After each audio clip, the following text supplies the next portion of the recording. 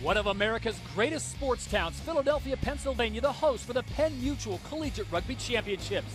The three-time defending champs, California Golden Bears, have arrived on the banks of the Delaware. But the 2010 national champion Utah Utes are here as well.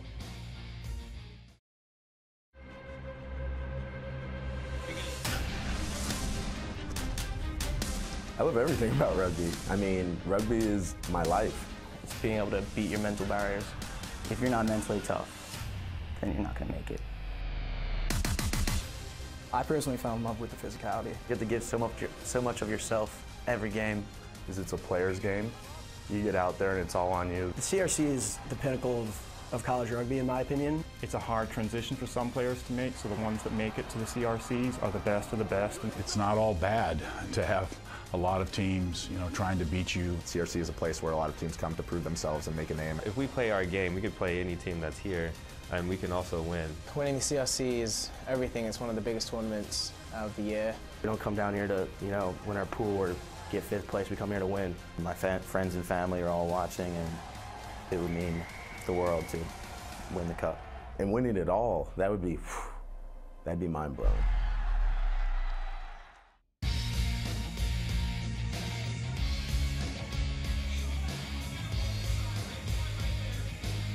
We welcome you to NBCSN's coverage of the Penn Mutual Collegiate Rugby Championship. Today, live from Talon Energy Stadium in Chester, on the outskirts of Philadelphia, Pennsylvania. And hello once again, everyone, on a beautiful Saturday afternoon here in the city of brotherly love. I am Todd Harris. Well, these are the proving grounds where Rugby 7's best come to find out who is the actual best. For the last 3 years, the answer has been the Cal Bears, and they are back again looking for even more. We've got all kinds of great rugby covered this next 2 days. Today is 2 to 4 on NBCSN, and we'll be back on NBC 4 to 6. Same schedule holds true for tomorrow until we crown ourselves a champion. I'm glad to be joined by my partner, the former captain of Team USA, Brian Hightower. And Brian, since 2010 when the CRCs began, the talk has been about the summer of 2016 and the Olympics and the return of rugby. Well, let's hear it. Well, I got to say, Todd, Rugby 7's in the Olympics. We've been waiting for it, and I'm so excited about it. This tournament, the Collegiate Rugby Championship, has been an absolute incubator for future Olympians. And in the Olympic Training Center right now, at least 10 of the guys vying for those 12 spots to Rio came from the Collegiate Rugby Championship, and the talent is here again this weekend. 24 sensational teams will take to pool play, and here's how it stands right now. California out to an early 2-game lead, undefeated so far in pool play. But they will get some resistance from Arkansas State. The winner of that game might actually win this entire tournament. Pool B, Kutztown. They didn't make it last year when they tried to win the championship, got beat in extra time by Cal. They're hurting still from that one. Arizona will get cleaned through Pool C. Life, look for them to come through Pool D, but they got some resistance early on from Virginia Tech, and UCLA is the team from Pool A to look for. Dartmouth and Utah will square off for Pool F supremacy, and the loser of that game is going to probably be knocked into the bowl round. Two former champions will go head-to-head in Utah and Dartmouth. Before we get to the first match of the day, let's check in with the third member of our broadcast team. Here's Tracy Wilson. Well, Todd, I'm with head coach of Temple, John Scioto. And John, you're looking for your first win. You were in tough against Utah, came up a little bit short. What do you have to do to get that win? We just have to limit some of the mistakes. We've kind of had unforced errors that allowed them, they capitalized on them. So it's just one of those things we have to limit our mistakes. Okay, there's 24 teams from around the country here. What does it mean to you to be one of the local favorites? Oh, it's fantastic being here and having the guys get cheered on with the great fans that we have here. I mean, every time you hear the noise coming up from our section up there, it's fantastic. Guys get a little extra boost of energy. Super, thanks, John. Good luck. Thank you very much.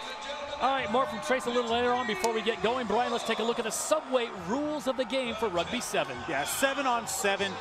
You can't throw the ball forward. The object of the game, cross the goal line, put downward pressure on the ball, in goal, you get 5 points. And obviously, the object for a defense is to keep your opponents from scoring. It is a fast-moving game, extremely physical, and we think you will enjoy it. As we get ready for our first match of the day, it'll be the Temple Owls just up the road in University City taking on Clemson Tigers. And the Tigers coming from South Carolina, used to this humid weather. This is what we're dealing with today, 82 degrees, and the wind's very slight out of the southwest at just 4 miles an hour. Possible rain showers later today, but we'll not worry about that right now, Brian. This is about as good as it gets. It's warm enough. The players are going to feel it, and the field is in fantastic shape here at Talon Energy Stadium. And both of these teams, Todd, showing some good rugby early on. Temple has some talent, and you talk about growing as a team. The first year they were here, 2011, Temple, I don't even know if they scored a try, and now they're a legitimate threat in their pool. Clemson, on the other hand, a coaching change. Steve Lynch has come in to replace Justin Hickey, who was here last year and now takes over the reins at Notre Dame. But Clemson's got some players as well. So a line out to start the game here. We'll let you listen in. Keep our 10. Temple. Too many. You got to match numbers in the line out, and the team that's throwing the ball in establishes what that number is going to be. And if the other team doesn't match it, as Clemson did not there, the referee gives basically a half-arm penalty or a free kick, and that's why Temple has the ball.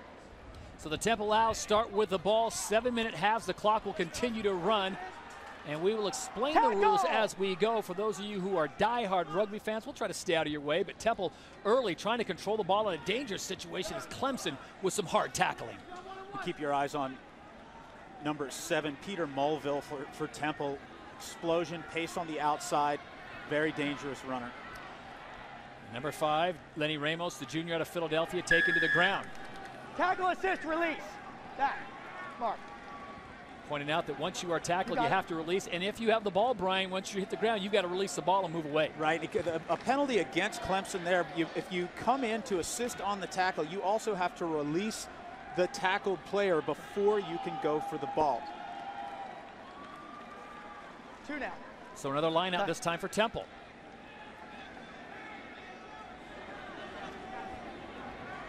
Executed perfectly. Now numbers on the outside. Got to win your own set piece. Good job coming up with their own line out there is Temple. Aiden Gallagher handling it for the Owls. Coming close to midfield, looking to cross the line. From the side. If you're going to participate in the ruck, and that is the contest that happens over every tackled ball carrier, if you're going to compete in that ruck, you have to come from behind. You can't come in from the side, and that's the penalty against Temple there, and they'll have a line out. So Clemson kicking it into touch. Number 4, Ryan Gilroy, the senior out of Rockville, Maryland, doing the work for Clemson, rocking maybe the best mullet in all of Philadelphia this week. Well, they said they were going to bring some southern flair to the north, and you can see the number 12 there, Dan Collins, throwing the ball in, and then the captain who's going to receive this pass, number 4, Ryan Gilroy. Pretty proud of that lettuce they're rocking. Available, stay. So Clemson now on the attack. No score, 4:10 to play in this one, the opening match of our coverage here on NBCSN. Nice hit there, but beautiful job by number 8, the senior Kevin McKeon, to keep his feet underneath them. And this is Dan Collins. Step back, spinning forward. Numbers on the corners. Simple pass and go. Should be a try for Clemson. Clemson punches it in early. Nick Richards, the junior from South Carolina, with the first try of the match.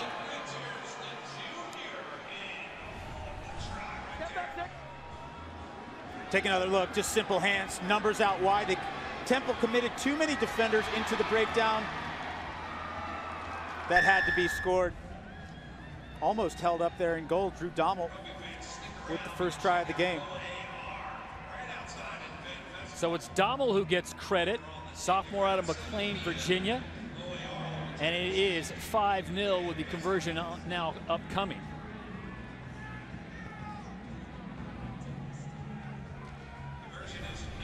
No good on the conversion, so we'll stay 5-0. Dommel goes, you know, he almost gets this ball held up.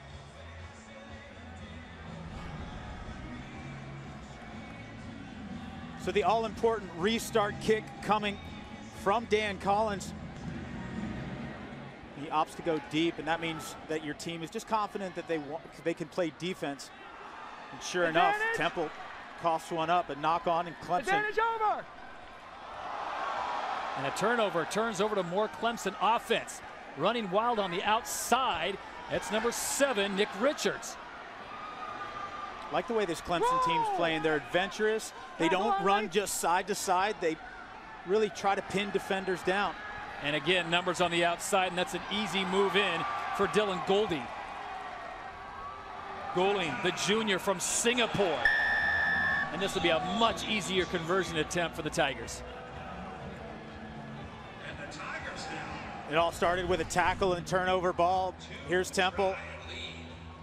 Just gets knocked out of his hands. In transition, it's so hard to play defense in transition. Easy one for the Tigers. So Nick Richards does the honors, 2-point conversion up and good, and Clemson now out in front with a minute 32 to play. It's 12-0, and they've really limited any kind of offense that Temple has had. Well, if you're Coach Steve Lynch from Clemson, you got to be happy so far. Temple hasn't had any ball inside the Clemson half. You can't play a man in the air. Time off. Referee might have a talk to one of the Clemson players. Okay. Back. Foul play. Back. Back. Okay. I saw your flag go out. Yeah. Okay. I saw a hit in the air. Penalty only. You did hit me there with penalty. No arms. Unwrap. Okay. You have a number? Okay. We're going to go penalty only. Okay. Okay. That's a hit in the air, fellas. We're not going to do that now, okay? All right. Okay. So the assistant referee doesn't have a number. And the number was 2. Dylan Goulding goes up to contest the ball. You got to leave a player alone when he's in the air. That's when he's most vulnerable. And a lot of the laws around this game are designed for player welfare. You're going to see a lot of whistles and penalties given for high tackles throughout this tournament, or dangerous tackles. That's anything really that comes above the shoulders. So Temple really spreading the field now, trying to get some offense going before the half. Hayden Gallagher punching it up. And again, Clemson not releasing in time, so it'll be a penalty going the way of the Owls. The game of rugby has to be played from your feet. That doesn't matter whether you're running the ball or if you're in the tackle area. If you're contesting the ruck, you have to be on your feet in order to participate. Release. Still in the ruck, off tackle line. No. He didn't mean to do that. Coming up on the final 10 seconds here, the first match of the day, Clemson and Temple. It is all the Tigers making their second appearance at the CRCs. Now, they lost to Temple in the Shield semis last year, so this is a nice little bit of retribution here in the first half as Clemson tries to take over and maybe put some more on the board. The clock will go to zeros, but play will continue on. You can kick the ball downfield, but that time just a weak kick from Temple. It really goes into kind of a soft spot. It doesn't go far enough in advance of the runner coming onto the ball. Clemson's going to just end the half. So Daniel Ponte not happy with that penalty. Ball is kicked in to touch, and we are at half. Clemson leads Temple 12-0. Much more of the CRCs when we return. Dedication, passion, teamwork. There is no greater force than the power of a team. Rugby players take that to heart, and so do we. At Penn Mutual, our team is committed to working together each and every day to help you achieve your goals for a smarter financial future. Penn Mutual, your game plan for ensuring life. What I love about the Tempur-Breeze bed, it's cool. So you're not too hot, too cold, it's like perfect. Sleep cooler, wake more refreshed. Discover the new Tempur-Breeze. And now through June 5th, save hundreds on an adjustable base when purchased with a Tempur-Breeze mattress. New makes you want it. Better makes you want to keep it. The 2017 Hyundai Elantra with blind spot detection. Not just new, better.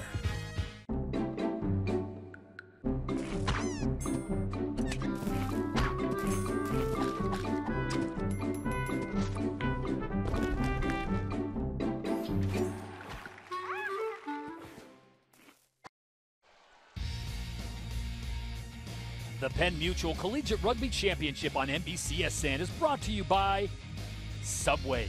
Try the new carved turkey and bacon sandwich. And by Penn Mutual, your game plan for ensuring life. Keep taking contact on our terms. Let's use that set piece. We're up by 12 right now. Let's put one more on him in that first 2 minutes, and then we're gonna make some subs, bring out some fresh legs, and we're gonna, I wanna see the short runners. See how they're fragmented on defense? They're fragmented on defense, they're set up for that. Hey guys, we gotta get away from the breakdown. We are bunched up. John Ciotto, Steve Lynch talking with their teams at the half. Clemson leads at 12-0 over Temple. Clemson will have first crack at the ball.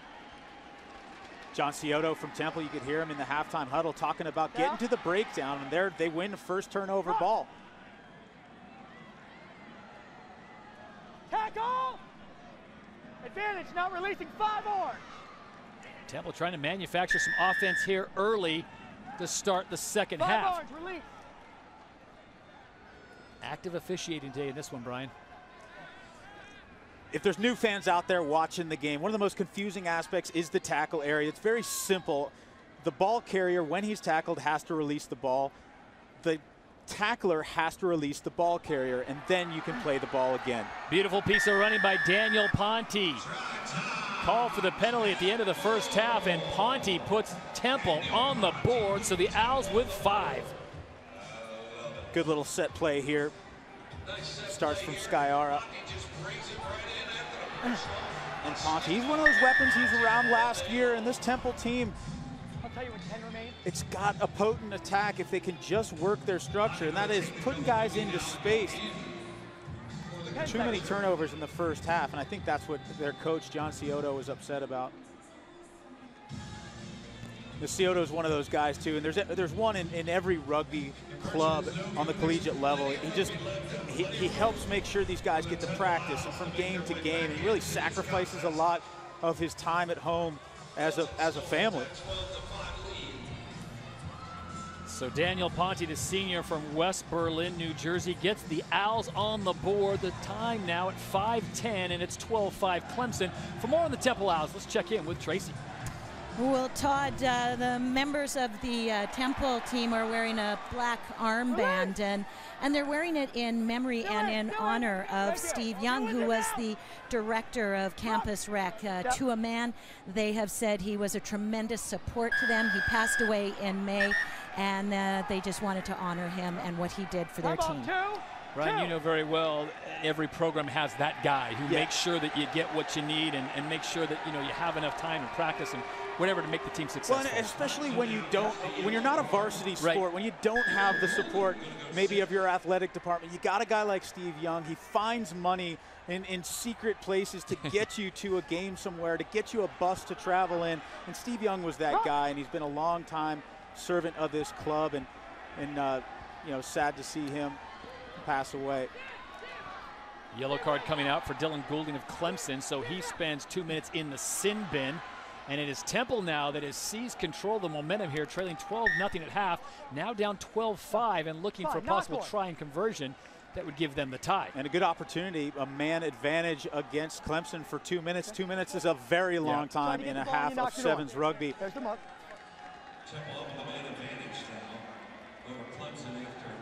And this is where you got to be composed. Sometimes teams, Todd, will rush when they have a man advantage. Be patient, and you'll get across the line. 5, set. Early drive.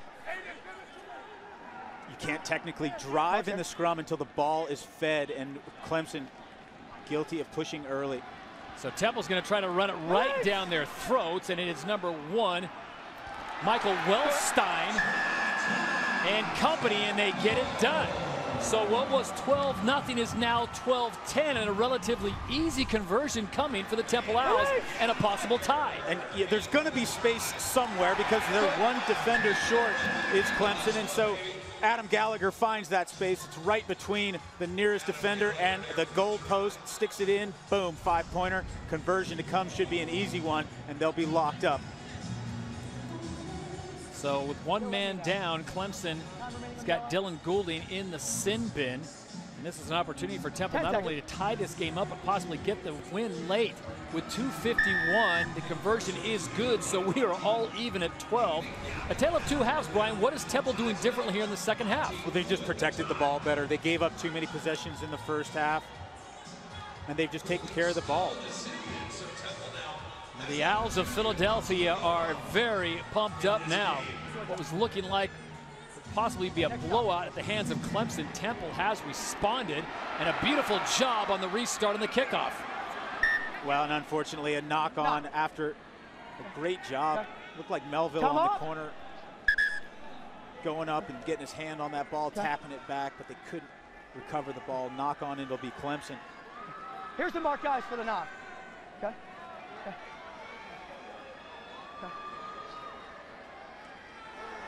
Time on. Both teams now at full strength. Hey, listen, rugby is a sport where a lot of different body types can participate, but one of them that just should not be on the field, number 3, Kevin McCown. He is 273 pounds, just came into the scrum for Clemson, and the coach of Clemson, Steve Lynch, said, wait till you see this guy move his body around. You see him there with the bald head. He said you'd be surprised at his top-end speed. There he wins a penalty, quickly taps, and he's going to look to run into somebody. Offloads it nicely. Joel Jalden. And here is the big man running for Clemson. Ball picked off in midair, and a nice piece of work by Oscar Hernandez, a sophomore out of Pennsylvania. So Temple now with the ball. Beautiful fake there up the middle, trying to gain space. They cross the 22. Step. Boy, if they can get the ball out here, a lot of numbers on the outside for the Owls. Gonna play this safe. Nick Richards. Knocked out. Daniel Ponte. Temple still with the ball, methodically working down. Broken tackle, and a man running free. Michael Wellstein. Michael Wellstein, with under a minute to play, is going to put Temple on top. Got to keep attackers in front of you, and Clemson, just the sin there. You don't miss a tackle, and Wellstein, nice little step inside. And you see Temple now, after the 5-point try by Wellstein, taking their time on this conversion, letting the clock bleed down. Wellstein picking up his first try of the tournament here. Now 20 seconds to play. They're really milking the clock. Yep. Daniel Ponte once again, and he puts it up and in, and we are 10 seconds left, so it is going to be final opportunity time for Clemson. They trail by 7. Once was a 12-0 lead for the Tigers, and Temple has turned it around. 19 unanswered points. Now, Brian, the clock has gone to 0, but they will still play on.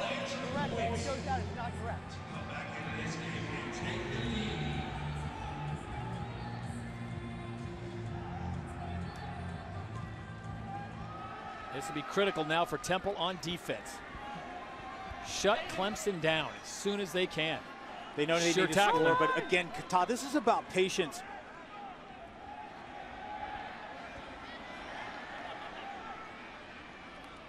Clemson trying to find some magic here with the clock at zeros. Fine, it was out. Rock! 3 offside. Offsides. So there play against continues. Temple. And at the mark. Looking for the quick restart. Clemson Tigers. Joel Jalden with the tap and go. Here's the big fella, Kevin McKeon. Well, this will do it. Holding on to the ball, not releasing, says the referee. This ball go into touch, and Temple's going to win this one. The hometown Owls come back from 12-0 to get the win. 19-12, taking down the Clemson Tigers. Much more still to come from Talon Energy Stadium here on NBCSN. When we return, the hometown Drexel Dragons take on the Virginia Tech Hokies.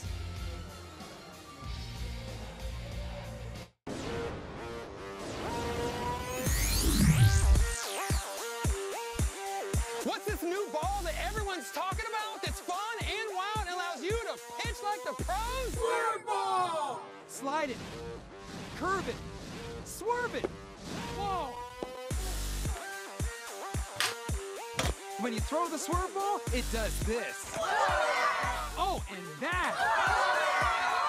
You gotta try it. But the Swerve Ball doesn't come with just balls. It comes with a special sweet spot sleeve. What does that mean? It means if you can hit it on this sweet spot, you can crush it out of the park. Wow! You can order the Swerve Ball today, and you'll get 6 Swerve Balls, the sweet spot sleeve, and the strike zone target, all for $14.99, plus $5.99 shipping and handling. You must be 18 or older to order. To order, you can call 1-800-827-5914. That's 1-800-827-5914. Or you can go to buyswerveball.com. That's buyswerveball.com. You can call or go online. Back support. If you need it, you know it. Introducing CopperFit Back Pro for maximum lower back muscle support. I played 20 years in the National Football League. No one took a beating like I did. As soon as I put on CopperFit, I could feel the support. This feels good. Designed to provide everyday support and relief for lower back muscles. I'll put it on and almost instantly it just makes it go away. It's like magic. The support was amazing. High-performance compression fabric infused with powerful odor-reducing copper. Hey, I pushed this belt to the max. Oh, no, you don't. And it passed the test. Once I put it on and wore it, then I saw the results. Call 1-800-880-3907 or on the web at copperfitback.com. For only $19.99, you'll receive one lightweight back belt, form fit for your size and comfort. Order right now, and your shipping is free. If you want the power to stay active, then you want CopperFit. Experience the power of CopperFit Back. For those of you wondering just how close rugby and football are aligned, well, here's your answer. Rugby, 110 yards by 63. Football, 100 yards by 53. Both of them have the goalpost. Both of them are looking for the end zone or in goal. There you see the dead ball line, the halfway line, as we are set for our next matchup. It'll be between Drexel and Virginia Tech with the head man of Virginia Tech, Paul Carone. Here's Tracy Wilson. Well, Paul, you're coming off a big win against one of this tournament's top team, Life University. Your thoughts on that win and how you keep the momentum going? Well, we knew Life University is one of the top contenders, and they have been for the past couple of years. But we are very confident in ourselves, and we know that we can compete with the best teams here. We feel we are one of them. We hope to carry that momentum into this game. We've performed in 1 out of 2 games. We hope to make it 2 out of 3. Super. Thank you. Thanks so much. All right, as Tracy said, that was a bit of an upset today. Life University, one of the perennial semifinalists at this tournament, and taking a big hit from the Virginia Tech Hokies. Brian, we talked about these programs that have been, in the last 7 years we've been coming here, back in the day when Temple and Drexel and Virginia Tech, these teams were coming and taking a beating early on from the powerhouses, and now they're delivering the shots. Yeah, they were, and a lot of that is the improvement of coaching, the improvement of recruiting. Paul Carone was here as a player last year, now the coach. He comes out of Gonzaga, one of those high schools that is just an absolute juggernaut. There's 17 Gonzaga players in this tournament.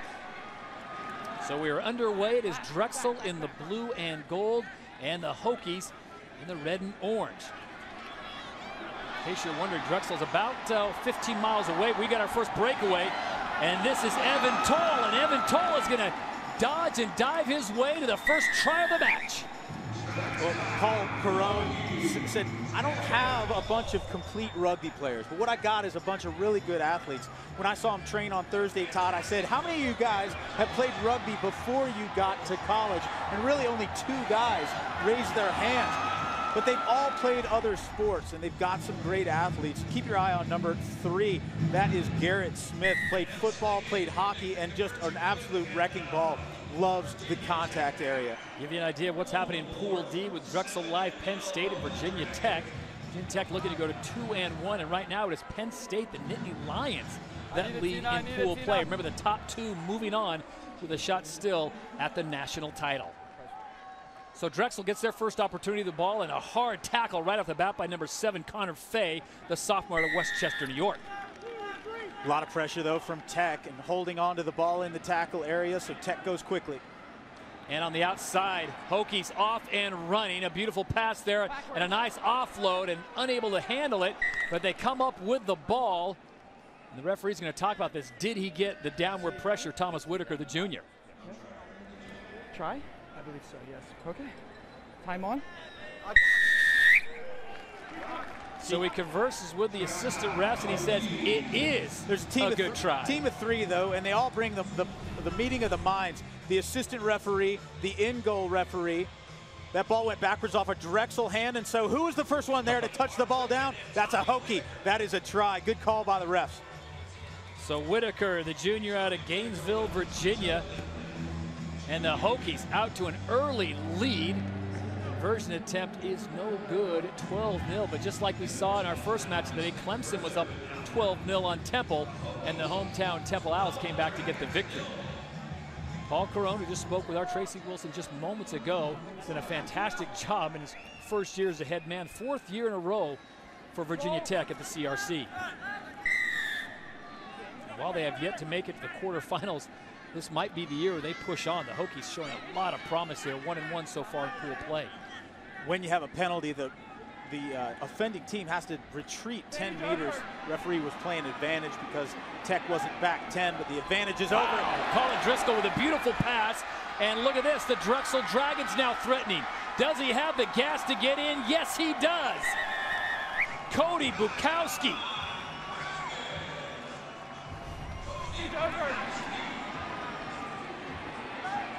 Good little setup there. You got to get the ball into the open set of hands. Nice job there by Colin Driscoll. Ooh, it looked like he took a foot to the face. Yeah, at the end didn't look intentional. Incidental there. Big number 4, Adam D'Amico of Virginia Tech. Caught him in the head. Tough man's up, walking away. 12-5, make it 12-7. So just like our first match, one team got out to an early lead and the other team responds. This time it's in the first half as Drexel has pulled within 5. 7-minute halves, clock continues to run, and the Dragons just inside of Philadelphia at University City. Short trip for them. And man taken down there, penalty called on Andrew White, number 5 of Drexel. Yeah, Connor Fay goes up for the ball. You can't take him while he's still in the air, and technically, even though that ankle was close to the ground, it wasn't quite set yet, and so the penalty for hitting a man in the air. Evan Toll once again doing a nice piece of running to get the offense going for the Hokies. 12-7, 3:42 to play in this one in the first half. Boy, you get Virginia Tech in open space, and I'll tell you what, Paul Carone is right. They've got some serious athletes, not the biggest guys, but these guys can play, and that ball is going to be called a knock on. When you knock the ball forward, Garrett Smith is called. You know, sometimes you're just so winded that if someone knocks the ball on, you're grateful just to have a break, get your breath. Very steep attack from Drexel. Fine. Set. That was almost vertical alignment there. So Bukowski has the ball for the Dragons. He's immediately swarmed upon by the Hokies. Hit the ground, release the ball. Keep things moving, and so far Drexel's done a nice job, and that looks like that might have been a forward pass there as Trevor Bloomfield was trying to find Ezekiel Zeke Zimmer. That's one of the rules, one of the laws, we should say, Brian, in rugby. No forward passing, no blocking. Sometimes you get a little too cute with the ball when really the option is just to take it battering ram style, straight at the defense, set up another phase of attack, try to draw some defenders and work the spaces. Instead, you start toying around with the ball, and that can happen. Successful ruck for the Hokies. Getting their numbers together, looking for another try. They lead it 12-7 with 1 minute to play here in the first half.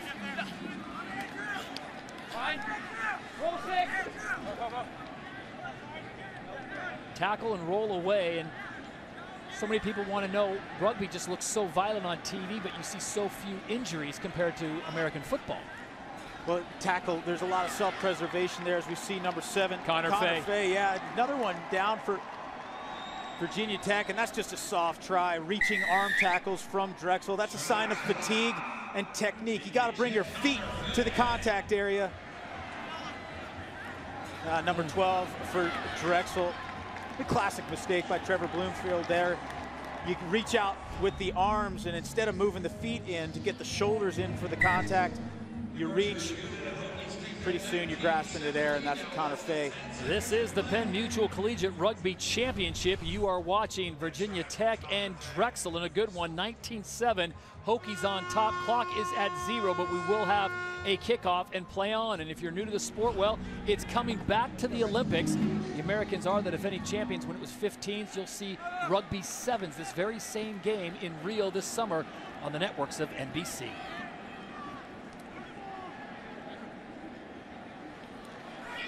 Great opportunity for the Dragons here with the clock at 0 to still put some points on the board as Bukowski decides to go to the outside, get a one-on-one situation here. It worked before earlier, and not this time. Some sure tackling as the ball's knocked away from Colin Driscoll.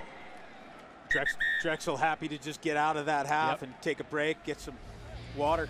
19-7 is the halftime score. The Hokies on top of the Dragons. Much more Rugby Sevens when we return to Philadelphia. This one has the high-res screen. I see, man, this is nice. So when the new one come out, is it possible for me to bring this one in, stop paying for this one, get the new one and start paying for the new one? No. I don't want it no more. It's gonna be old. That's your phone now. You bought it. I could bring this one back. You can't do that. At Rent-A-Center, you can. Upgrade whenever you want. Right now, bundle select 55-inch HD TVs and any 32-inch TV, both for just $29.99 a week. Only at Rent-A-Center. Dollar Shave Club is the best thing that's happened to me.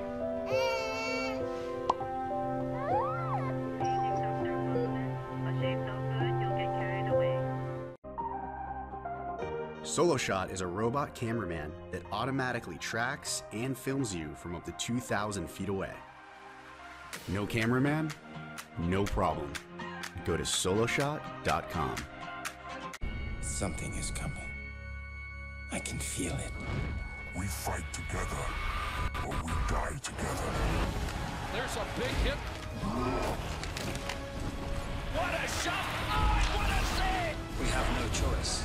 We should attack with full force. Pavelski scores! Whatever you plan to do, do it now!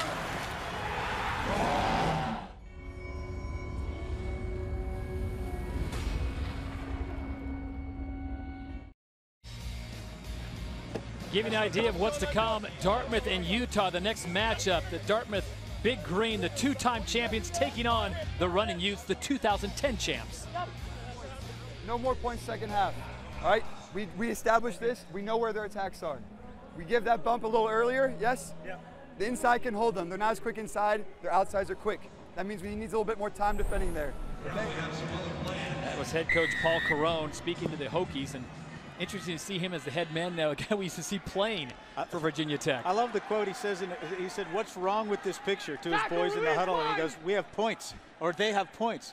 They scored. That's what's wrong with this picture." He doesn't want them to score at all. Pretty high standards for Paul Carone.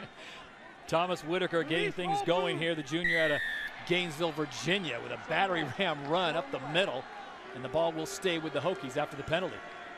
Number 4 taking the ball right now, Adam D'Amico. You know, throughout this tournament, Todd, we're going to talk about kids that not just good rugby players, but good individuals. And D'Amico, a volunteer in his community, a stand-up guy. He works for Habitat for Humanity. He's a volunteer coach, and he just got commissioned as an officer. He's going to be down in South Carolina training as a submarine officer, and just a great kid, top-class individual. Beautiful job by number 5, Evan Toll, with just a battery ram of a run up there. A nice clean out as the Hokies maintain possession. Got a quick shot there of Michael Birch, the head coach for the Drexel Dragons. This is just their second appearance in the CRC. Last time they were here was in 2014. And Brian, Drexel really a program on the rise. They're building. And they're probably a team, maybe a couple players away from really making a run at a title here. Well, and the problem with Drexel is, you know, it's a small school. They don't prioritize rugby per se, but all around the Eastern Seaboard, Todd, what you're starting to see is a legitimate recruiting battle on these Eastern schools for rugby talent. And there's a lot of high schools now, by virtue of this Olympic bump, and just by how great the sport is, and people are starting to discover it on the youth level as we see Tech going in for another one. Dan Hardwick dots down. Boy, he had options if he wasn't going to do it himself. He had Evan Toll on the outside waiting. Well, yeah, just to put a point on it, on the Eastern Seaboard, Todd, high school rugby has exploded. So even teams like Drexel are benefiting. One of the problems is trying to keep those kids to stay on the East Coast and play, because a lot of them want to go out west and play for the likes of UCLA, Cal, BYU, Arizona, real powerhouses in college rugby. Well, there's a couple kids from Xavier in New York that are now playing for Jack Clark at the University of California, and some kids from Gonzaga finally making their way from DC all the way out to the Pacific Coast. So the kickoff now coming, and the Hokies contesting in the air. Penalty called. Virginia Tech leads at 24-7. Clock continues to run. 4:20, 7-minute halves. It's 7-on-7. He's going to have him re-kick it once again.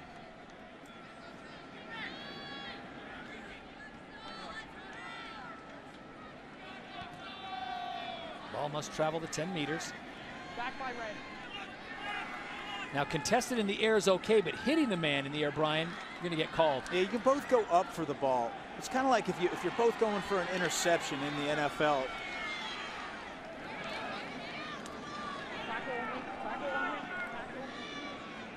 Virginia Tech doing a great job of controlling the ball. Ball security has been huge for the Hokies.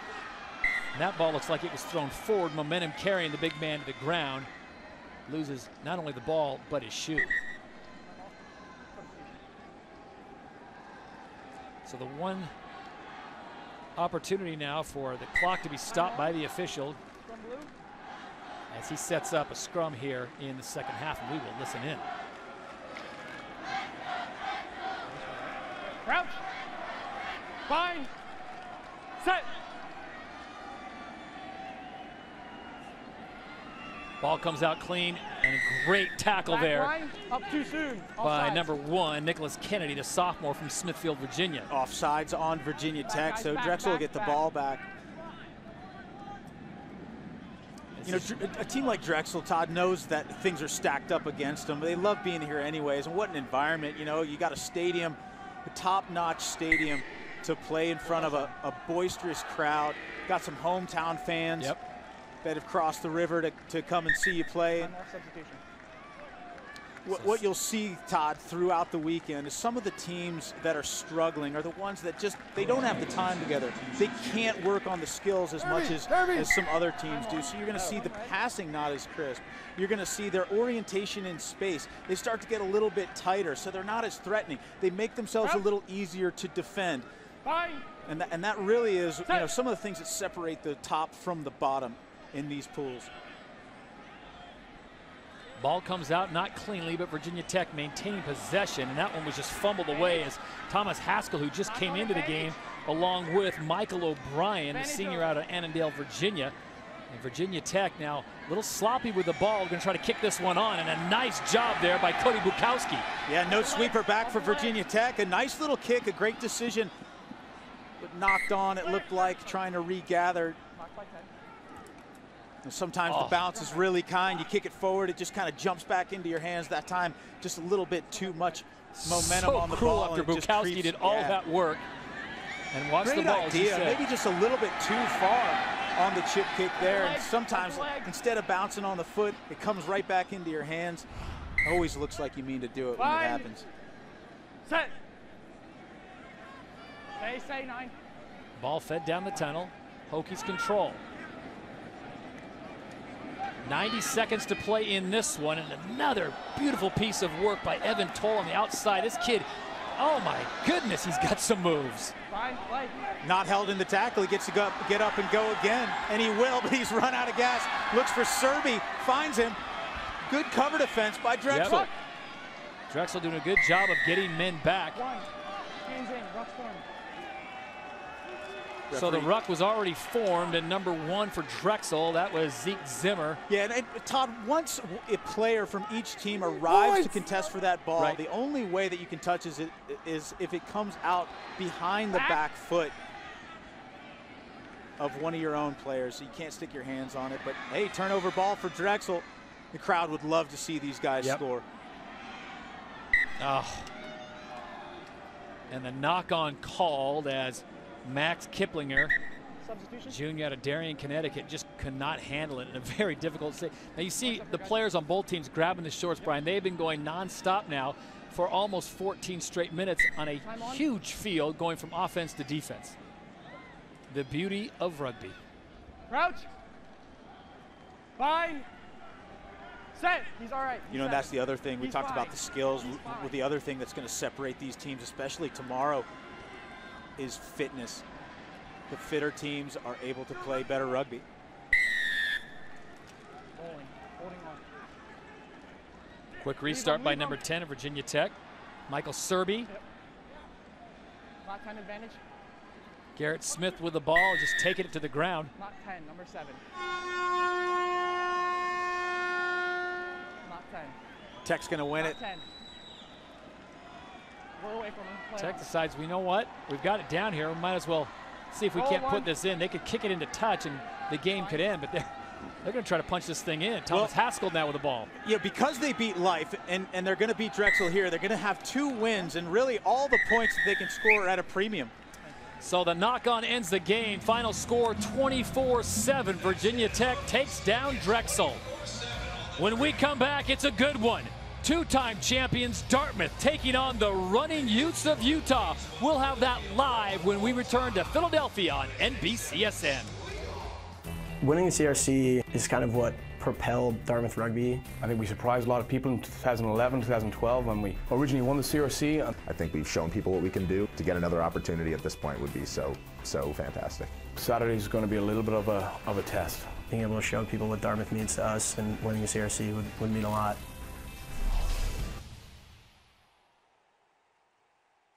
Hi, Phil Swift here for Flex Seal Liquid, the super thick rubber that you can pour right into cracks to stop water dead in its tracks. You can brush or roll for a watertight seal, even dip all your tools for a tough no-slip grip. Flex Seal starts out as a thick liquid and turns into a flexible rubber that creates a super strong waterproof barrier. We even sealed this fish pond. Now you can handle any project with Flex Seal Liquid. We made this entire airboat out of screen and covered it in Flex Seal Liquid. After a day on the water, the inside is completely dry. Yahoo! Imagine what you could do with Flex Seal Liquid. Get Flex Seal Liquid for $19.99. Plus, we'll include a handy can of Flex Seal and Flex Shot. You get it all for $19.99. Call now. To order, call 1-800-491-0319. That's 1-800-491-0319, or go to FlexSealLiquid.com. The 2016 Olympic Games, this summer from Rio. Hi, Phil Swift here for Flex Seal Liquid, the super thick rubber that you can pour right into cracks to stop water dead in its tracks. You can brush or roll for a watertight seal, even dip all your tools for a tough no-slip grip. Flex Seal starts out as a thick liquid and turns into a flexible rubber that creates a super strong waterproof barrier. We even sealed this fish pond. Now you can handle any project with Flex Seal Liquid. We made this entire airboat out of screen and covered it in Flex Seal Liquid. After a day on the water, the inside is completely dry. Yahoo! Imagine what you could do with Flex Seal Liquid. Get Flex Seal Liquid for $19.99. Plus, we'll include a handy can of Flex Seal and Flex Shot. You get it all for $19.99. Call now. To order, call 1-800-491-2271. That's 1-800-491-2271, or go to FlexSealLiquid.com. This August, the world will come together in Rio de Janeiro, Brazil, as athletes from across the globe compete for country and Olympic gold. The 2016 Olympic Games coming August 5th to the networks of NBC Universal, including Rugby Sevens back in the Olympic Games. As we check in on the field, Tracy Wilson with Gavin Hickey, the head man for Dartmouth. Well, Gavin, you come to this game with 2 wins, but so does Utah. They're also 2-0. Win this, you win the pool. What's your strategy? Well, Tracy, it's just about making sure we have possession of the ball. We really would like to stretch Utah as wide as we can, see if there's any gaps appear out wide, and maybe stretch them back the other way, try and get through the middle. We just need the ball. Really, we just need the ball. A lot of alumni here to support your team, including the captain of the USA Eagles, Madison Hughes. What does it mean to you and your team to have his support and to see the incredible work he's doing on the international stage? All our alums, first of all, are first class. They're so supportive of everything we do, but Madison's is special in every regard. He's quality through and through, and we are unbelievably excited about the Olympics with Madison featuring captain of the Eagles, so we're excited. I'll let you go. Thanks again. Very much. Thanks, Tracy. So Madison Hughes, a Dartmouth alum, talk about a do-all. When he says he's a special person player, that's a huge understatement. That kid is awesome. Yeah, it really is. In the last tournament of the season, Madison Hughes had a great tournament. Really, the U.S. team seems to go as Madison Hughes does. If he plays well, it just seems to rise the level of all of the players around him. So underway here with Dartmouth and Utah, two teams that have won the CRC before. Back in 2010, it was the Running Utes winning the inaugural CRC, and then Dartmouth in 11 and 12, two-time champions, the Big Green. If you're Utah, you don't want to spread the field too much against these Dartmouth players. You want to try to go vertical. Speaking of which, it's a great cover tackle by Jack Braun. Thomas Taylor got things going for the Utes.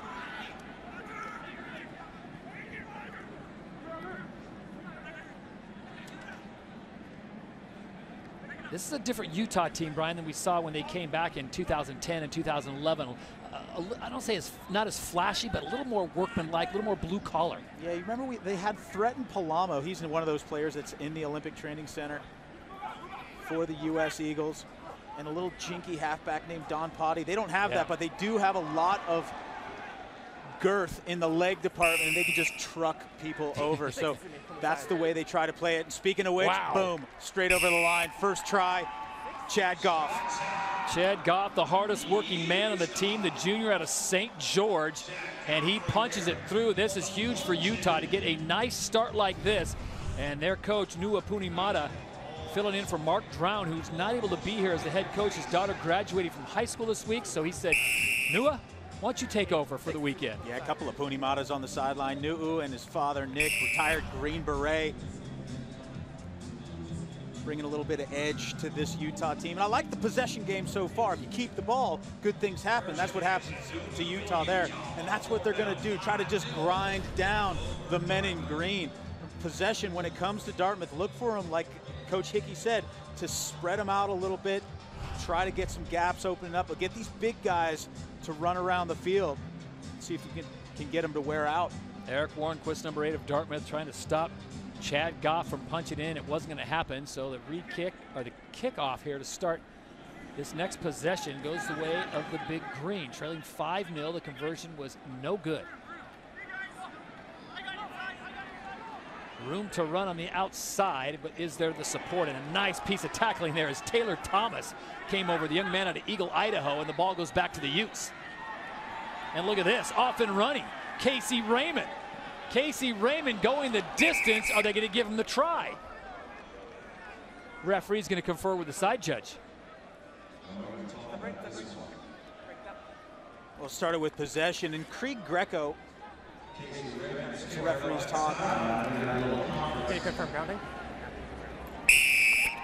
Grounding confirmed. Another try for Utah. The turnover ball trapped in the corner, and the turnover ball. Yeah, Casey Raymond with some wheels. Now look at this, right there, crosses the line. So the junior from Fruit Heights, Utah, another 5 on the board for the Running Utes.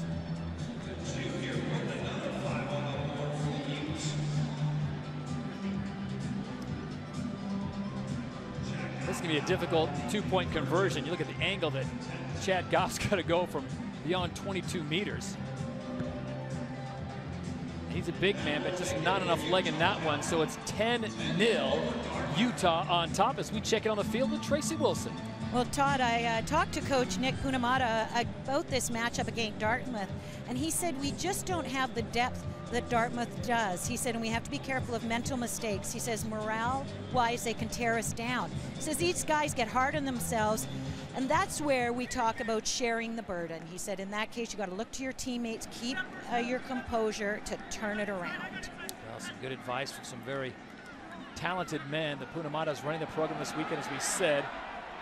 Mark Drown unable to be here, and look at this turnaround. Nice piece of running there by number 4, John Abraham, the senior out of Montreal. And just like that, Dartmouth in Utah territory. John Abraham, a former sprinter from Dartmouth.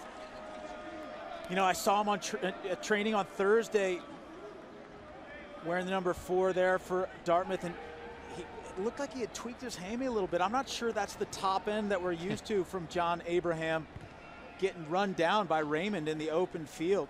Utah decides to use a little clock, so they kick it into touch as you take a look at Pool F right now. And this is really the big matchup, Brian. You talked about at the top of the show, Dartmouth and Utah, both perfect, 2-0.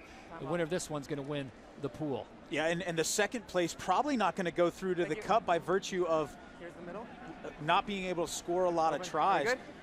Good. There's 6 pools. 6 pool winners go through automatically. Then there's 2 best second-place teams, and if you get in by virtue of being second best, you got to have a huge point differential. That means you got to score a bunch of points. That line out goes right into the hands of Dartmouth, and they are off and running. Curtis Oberg down to the line. Does he get it in? The flag goes up. Touch flag up, and that's into touch. That's as close as Dartmouth has gotten all day. Oberg can't get the ball down. That's a huge defensive play. I like the commitment that these Utes are playing with. Look at this. Once again, Raymond goes across. Yeah, and you can see the knee goes in before the ball goes down, and that's a great play by Raymond. But on the line out, it is immediately turned back over to Dartmouth. Utah get another opportunity. They have not been real crisp, the running Utes, on their lineouts. 2 times now they've turned it over. A lot of pressure, you know, and it's harder than it looks. You got to throw it, you know, a bullet. And make sure you hit the target. You got 2 teams competing. So on the line out this time, it'll be, it'll be a scrum. Yeah, scrum, and I think the knock from the last line out. So put in Oberg to feed. Dartmouth needs to score here. Not pushing straight.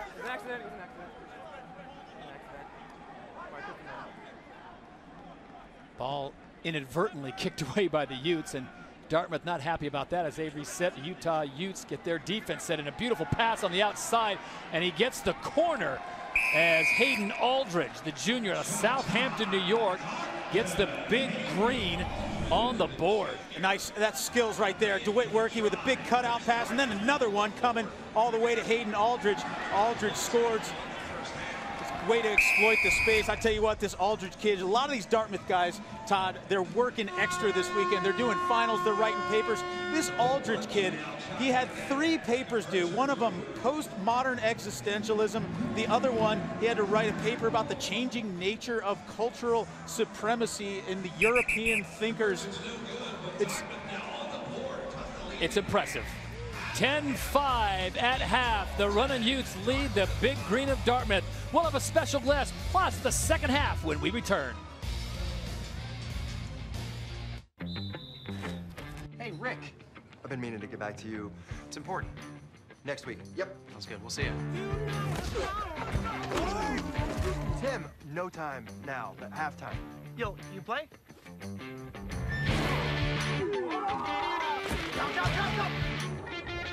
Where's your finest guy? My life insurance guy. So what are you doing next weekend?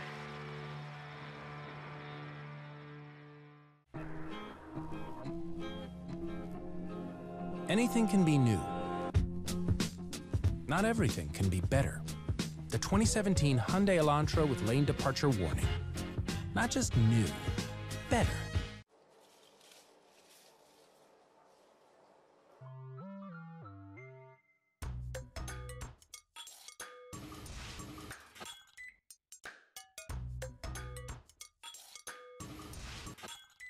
Never thought I could be an Olympian. The whole world is watching. The most iconic. Biggest thing in sports. There's nothing like it. You swell up with emotion, so much adrenaline, so many nerves, making history. Dream come true, playing for your country. An opportunity of a lifetime. I cannot imagine a better race than this. You have to get out there, and although you've never done it, and it's outside of your comfort zone, you got to tell yourself, I can do this. Reebok Spartan Race. Accept the challenge. Visit Spartan.com to sign up today. The Big Green out of Hanover, New Hampshire, the Dartmouth squad, 2-time champions, 2011 and 2012. A man that was a captain of that 2012 squad and the first junior in the 246-year history of Dartmouth rugby. Madison Hughes joins us now, sir. Congratulations on all your success, and you are the captain of Team USA now. The big question is, how excited are you about Rio? Oh, I mean, it's so exciting. The Olympics, that's the pinnacle of all sports. So incredibly exciting to have rugby joining there, and to be a part of that team would be just amazing. winning that championship here in Philly and then now leaping up to the Olympic stage. I mean, did you ever think about that as a reality when you were a player at Dartmouth? I mean, I think it was a dream, but to have it actually happen is just on another level. So it's so exciting, and yeah, just the next few months, I just can't wait for them. We're going to keep Madison busy here as he's going to call his alma mater impartially here as Dartmouth starts off the second half trailing 10-5 to a very powerful Utah squad.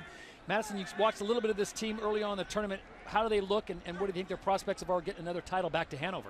Yeah, I mean, I think there are a lot of good teams in the tournament here. They had a tough first half there against Utah, and that's not going to help their cause. But I think they got better from game 1 to game 2, and it's about trying to make that happen in game 3 now. I think they got to have a good 6 minutes now because, yeah, they're under a bit of pressure now. Dartmouth has used Madden Hughes as Benjamin Mills, the senior out of Bountiful, punches in another try here in the second half for Utah. When a team like Dartmouth, which doesn't have a ton of team size, goes up against maybe a bigger team like Utah, what do you got to do to keep these guys in front of you, and what is the strategy against a bigger team? Yeah, I mean, I think in attack, you might look to keep the ball out of contact a little bit. So offloading game, pulling out, just trying to keep the ball away from the bigger guys because you know that in those rucks, they could have an impact. And then defense is about making your tackles. I mean, even if you're smaller, you've got to go down low, you've got to put them down, and then you can have a go at stealing the ball. And Dartmouth has always been able to kind of clinic the tackles, and guys like DeWitt Werke, the number 5, a slender cat for Dartmouth, but he can still put guys down. But this weekend, seen some guys missing some tackles. Is that uncharacteristic for a Dartmouth team? Yeah, definitely. I mean, the Dartmouth guys, I know they all practice their tackling a lot, so it's definitely something we always pride ourselves upon, and I think if they're slipping off, that sometimes happens, but you've got to try and limit that. And is that psychological? I mean, is that something that's in your head? Is it just not about bringing the feet to the game? Talk about that, how hard tackling is. Yeah. In these open field situations. Yeah, it definitely can be. I mean, you're in a lot of space. There's a guy running at you, and he's trying his best to get past you. So you've got to kind of treat yourself. You've got to say, okay, I'm going to do everything to make this tackle, because if you don't have that right mindset, then your technique's going to fall off. It happens all so quickly that you've got to have the right mindset and you've got to have the right technique. Under 5 minutes to play, Utah leads 15-5. Both these teams undefeated in pool play. Glad to have Madison Hughes, the captain of Team USA, that'll be heading to Rio this summer for the Olympics as the Rugby's return, and the Americans, the defending champions, Madison, as you see a knock on there, and you did not like that. How much pressure do you feel as captain of Team USA for the folks saying, hey, we won the gold last time Rugby was in the Olympics, we expect you to bring it back? Yeah, I mean, we've been holding on to that Rugby gold for 92 years now, so we're going to do our best to make that 96. I mean, there are a lot of good teams in the Olympics, but we're going to do our best and see what we can do in Rio. And to clear it up, it was 15s back in the day, and now it's back to 7s. A completely different game, though, isn't it? The 15s compared to the 7s. Yeah, I mean, 7s is just so much faster. It's a bit less technical, and it lends itself more to kind of just your athletic types and running around a little bit more. Is there one that you and a lot of the players prefer? Do you prefer 7s over 15s? I mean, I think they all bring their different aspects, so I prefer different aspects of 15s and different aspects of 7s. I mean, for right now, I'm just enjoying my 7s so much. It's such a thrill to be playing these incredible players traveling around the world. So 7s is right at the top for me right now, but I do love 15s as well. 3:42 to play in this one as Madison Hughes' Big Green Dartmouth squad is down 15-5 to the Running Utes of Utah. The two-time champions Dartmouth won it in 2011 and 12. The Utes won it back in 2010. So two very strong programs going head-to-head here in Pool F.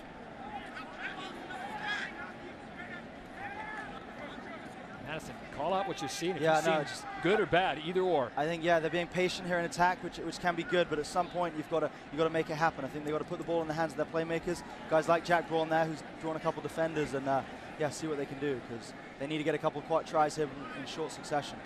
This number 9, Creek Greco, he's a crossover athlete. Dartmouth has done a good job in the last few years of getting some of those guys from lacrosse and football. How hard is it to get a guy from another sport? I mean, it can be hard. I think it's a testament to the coaching. Yes. Nice, Curtis. It's Curtis Oberg taking it in, the senior out of Bethesda.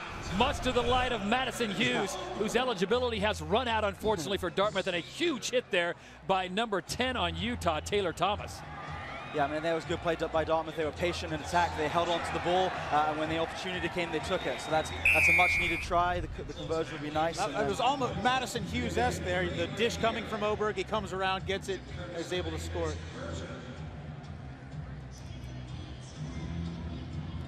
This would be a very important conversion attempt, and it is up and good. So we are now at 15-12, and a graduate of Dartmouth, you look at the finals the boys have taken this week here in Philadelphia, 9 papers, over 150 pages. the one that impressed me the most at the bottom, one search engine was built while they were here. Did you ever take any of these classes? Russian foreign policy, oceanography, linear algebra? No, I can't say I took any of those. I mean, I had some tough classes, but yeah, those look really challenging. Brian, you were big in variable calculus, weren't you? Here, what I remember is it was when Madison Hughes was taking an exam at 7 a.m. The morning that this tournament started.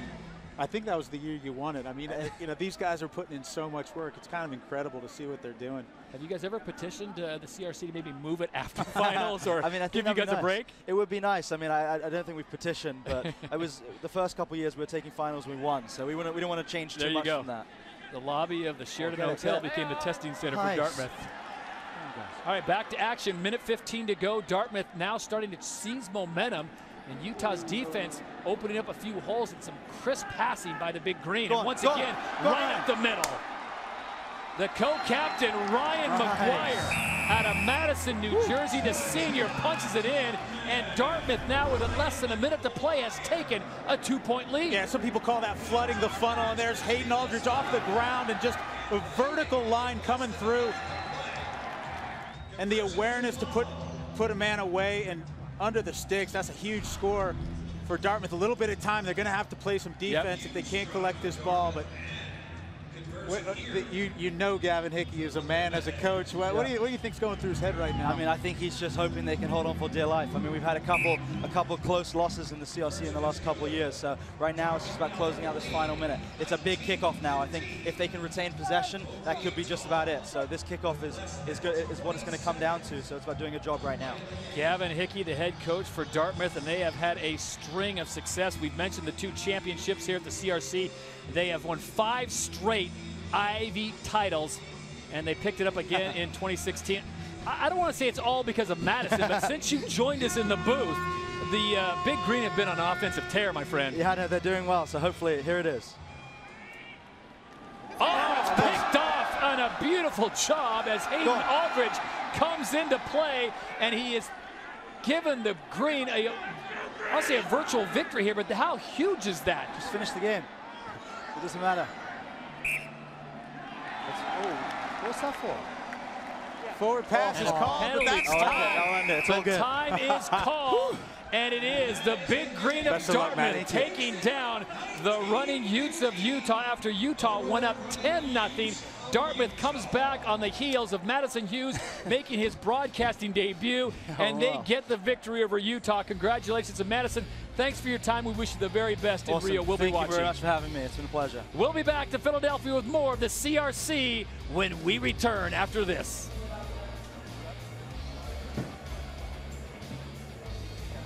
Hi, I'm Brett Favre, and I found a way to get a perfect shave for an entire year for under 20 bucks. It's the MicroTouch Tough Blade, the amazing new razor that gives you a close, clean, comfortable shave and lasts up to 4 times longer than other blades. Here's why. First, our blades are manufactured in Germany. Second, each blade is Teflon coated to help eliminate friction and dragging. Third, our blades have a wider spacing, so they rinse completely clean. You could spend 20 bucks for just 4 replacement blades, or you can get a great shave for the entire year for only $19.99. As a free bonus, you'll also get our MicroTouch trimmer for precise grooming around ears, nose, eyebrows, neck, and sideburns. No doubt about it, Tough Blade shaves you better, saves you more. Call 1-800-773-0562 or go to toughblade.com now for a year's worth of smooth shaving plus the MicroTouch trimmer for only $19.99. To get your Tough Blade, call the number on your screen or go to toughblade.com now.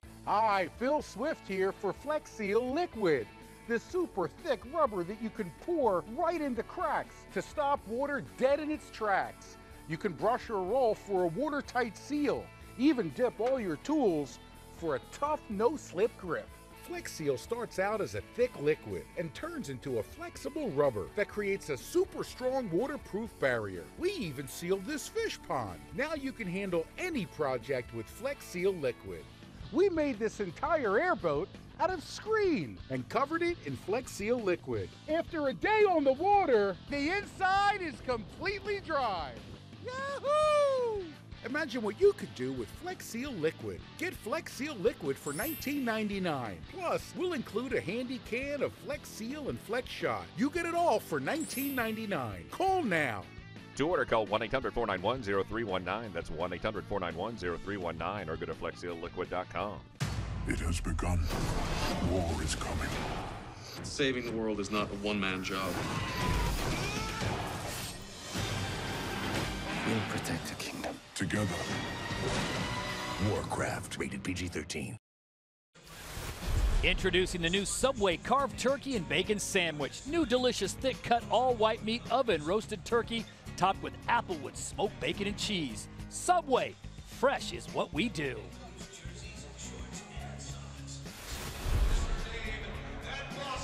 Our thanks to Subway, Cal, and Dartmouth. No correlation there, Brian, but both those teams are undefeated so far. It might be the Subway. We check in on the field before our next matchup between Boston College and Notre Dame. Here's Tracy. Okay, I'm with Coach Fee, and not the start you wanted, 0-2. What do you want to see from your team out here that you haven't seen so far today? Yeah, you know, it's a two-day tournament, so I don't think there really is a summit. It's more just the next challenge. So we're looking on to the next challenge. We're playing Boston College with an opportunity to, you know, pick up and clean up some things we didn't do as well earlier. It's about consistency in this tournament. We'll need to bring it in this third game. Tell me about the rivalry between these two teams. Makes it easier to get for? Sure, absolutely. I mean, it's two great teams, two great traditions. You know, we've seen these guys a bunch this year, so hopefully we get a little revenge on them this next one. Coach Fee, thank you. No, thank you. Appreciate it. Dave Fee, the head man at Notre Dame. Fighting Irish making their 7th appearance in the CRC, and we are underway. Notre Dame in the blue, Boston College in the white with the red trim. Straight off your feet, number 2. So, Brian, coming off your feet is a no-no in rugby laws. You can't come flying in on a tackle. Yeah, you got to wait till the player lands back on the ground. Two teams looking for some points here. A lot of the laws in the game are just about player safety. You know, it's already a rough enough sport as it is, and physical, and it's a beautiful game, but you want to protect the players when they're vulnerable. Boston College with numbers on the outside. We saw shortly there Dylan Pritchard, number 12, former soccer player for the BC Eagles, making the change now over to rugby, wearing the yellow headgear. And he took a vicious hit earlier today. David Fee pointed out it's a 2-day tournament. You talk to some of these players and they say, boy, late Sunday afternoon, ibuprofen becomes your best friend. Indeed. I used to call it the maintenance dosage. Beautiful piece of running there as Daniel Schatzman breaking free, but taken down from behind inside the 5. A beautiful tackle there by Sean O'Leary. I tell you what, this O'Leary kid, you know, last year David Fee called him Notre Dame fast, which was kind of, you know, a bit of a kid about their overall team speed, but he's added speed. He is a lot faster than he was last year. Seen him with some great breakaway tries, great cover tackles. This kid, Sean O'Leary, he's been working in the offseason. Knocked on. Scrum blue. So Schatzman, Danny Schatzman looked like he had a try, and after conversing with the officials on the side, they say no try, knock on. Yeah, you could see he was reaching out to dot that ball down, draws 2 defenders. And instead knocks the ball forward. It's a 5-meter scrum, and this is dangerous territory here. You got to be patient, got to make sure of the handling. Some pressure coming from BC, but they're offsides. Connor Shaw with a beautiful tackle, as you pointed out, Brian, offside, so a penalty on the Eagles, and Notre Dame now opportunity to reset and get some offense going. And no better way than just run it right up the middle. Irish now with some breathing room, looking for more. Eamon McCosker now across midfield. McCosker looking to offload it. He's got no support, so he's got to do it on his own. Takes it to the ground, and then a man finally shows up, and it's Patrick McMahon. And there goes O'Leary. Running in support, good things happen, and it's a try for Riley Worth. A nice offload. Great job by McCosker to start things out. 4 years of Notre Dame football. He said he never got on the field. I was expecting a Rudy story. He was pretty disappointed, and he said, I got to switch to rugby. Get some tackling in. He was a safety. And a nice little dart there. Unloads it to O'Leary. Presence of mind in the offload. And a nice try by Notre Dame. What's Brian Kelly not seen in Eamon McCosker? Get him on the field. Get McCosker in there. So Notre Dame looked like they were going to give up an early try. They come back with a try of their own and the conversion, a beautiful kick. And so it's the Irish on top. 7-0 over BC, as David Fee told our Tracy Wilson, looking for a little bit of payback as Boston College took them down, and there you see it right now. This one's, I mean, other than Kutztown, this one's up for grabs. Absolutely. And, you know, Kutztown's still vulnerable. Indiana's a great team, and BC really needs this one. Notre Dame, they knew, I talked to David Fee coming into this, knew it was a really tough pool for them. Remember, you'll see Kutztown and Indiana coming up 4 o'clock Eastern time. Coverage continues of the Penn Mutual Collegiate Rugby Championship on NBC. 2 more hours of great rugby action, and all leads up to Championship Sunday tomorrow with 4 more hours on the NBC family of networks. So on the restart kick, the ball goes all the way through the dead ball line, and so it'll be a free kick at halfway. It's an advantage for Boston College. And nice piece of running. Yeah, Schatzman, he was here last year, and I tell you what, he's one of the danger men for this BC team. Connor Shaw on that missed tackle, and Notre Dame now a nice little bit of clean out there as Patrick McMahon happy to come in and mix things up. Penalty called, BC takes over. Yeah, Bobby Hogan holding on to the ball on the ground, and so a penalty. BC only down by a try, and they just got to be patient once again. Oh, there's a gap opens up, but nobody, look at, there's no support. Great John tackle. Greeley was looking for something, and he pays the price. Eamon McCosker, that kid can tackle. I don't know why he never got a rep. To have a chat with Coach Kelly on that. After that hit, that was a thing of beauty. You got number 7, Sean O'Leary, trying to pull it forward. Oh, that was a great tackle. Check this out. McCosker, boom, loaded up, shoulder in, drive the legs. Nothing wrong with that. That's Rudy-like right there. I'll tell you what. 7-0, Notre Dame leads, minute 45 to play here in half number 1. 2 7-minute halves. Notre Dame with possession. They're going to go ahead and kick this into touch. Brian, just another way basically of moving the ball down the field. Is this all about giving your players a chance to catch their breath? Well, it can be, and it's also about territory. So you got to have confidence in your own line out. Otherwise, you just got to tap that ball and go. But this is, yeah, you know, it's. I don't know if Notre Dame is one of the fitter teams here, but anytime you can slow the game down, get some wind, that's a good option. Substitutions coming in now for Notre Dame. Caleb Vanderloop into the game, as is number 11, Daniel Conmey. Time on. Vanderloop's, he was going to play in Madison, Wisconsin, and his cousin got in his ear, and he went to Notre Dame. He said, bro, you got to come over to Notre Dame, and so he did. He said he's really happy that he chose. Nice piece of running here. Eamon McCosker once again. Beautiful offload there. Number 10, Caleb Vanderloop, just came onto the field, and number 2, Hunter White now. Ball comes free. Boston College with an opportunity to seize it. No, it goes back to the Irish.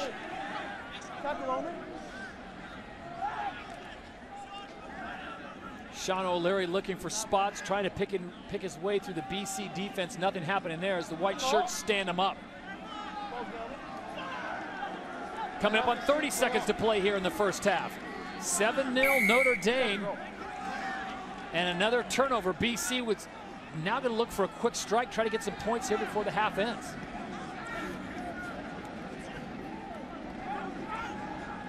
Good ball movement by the Eagles, switching the field. But the defense by Notre Dame, they are stout today.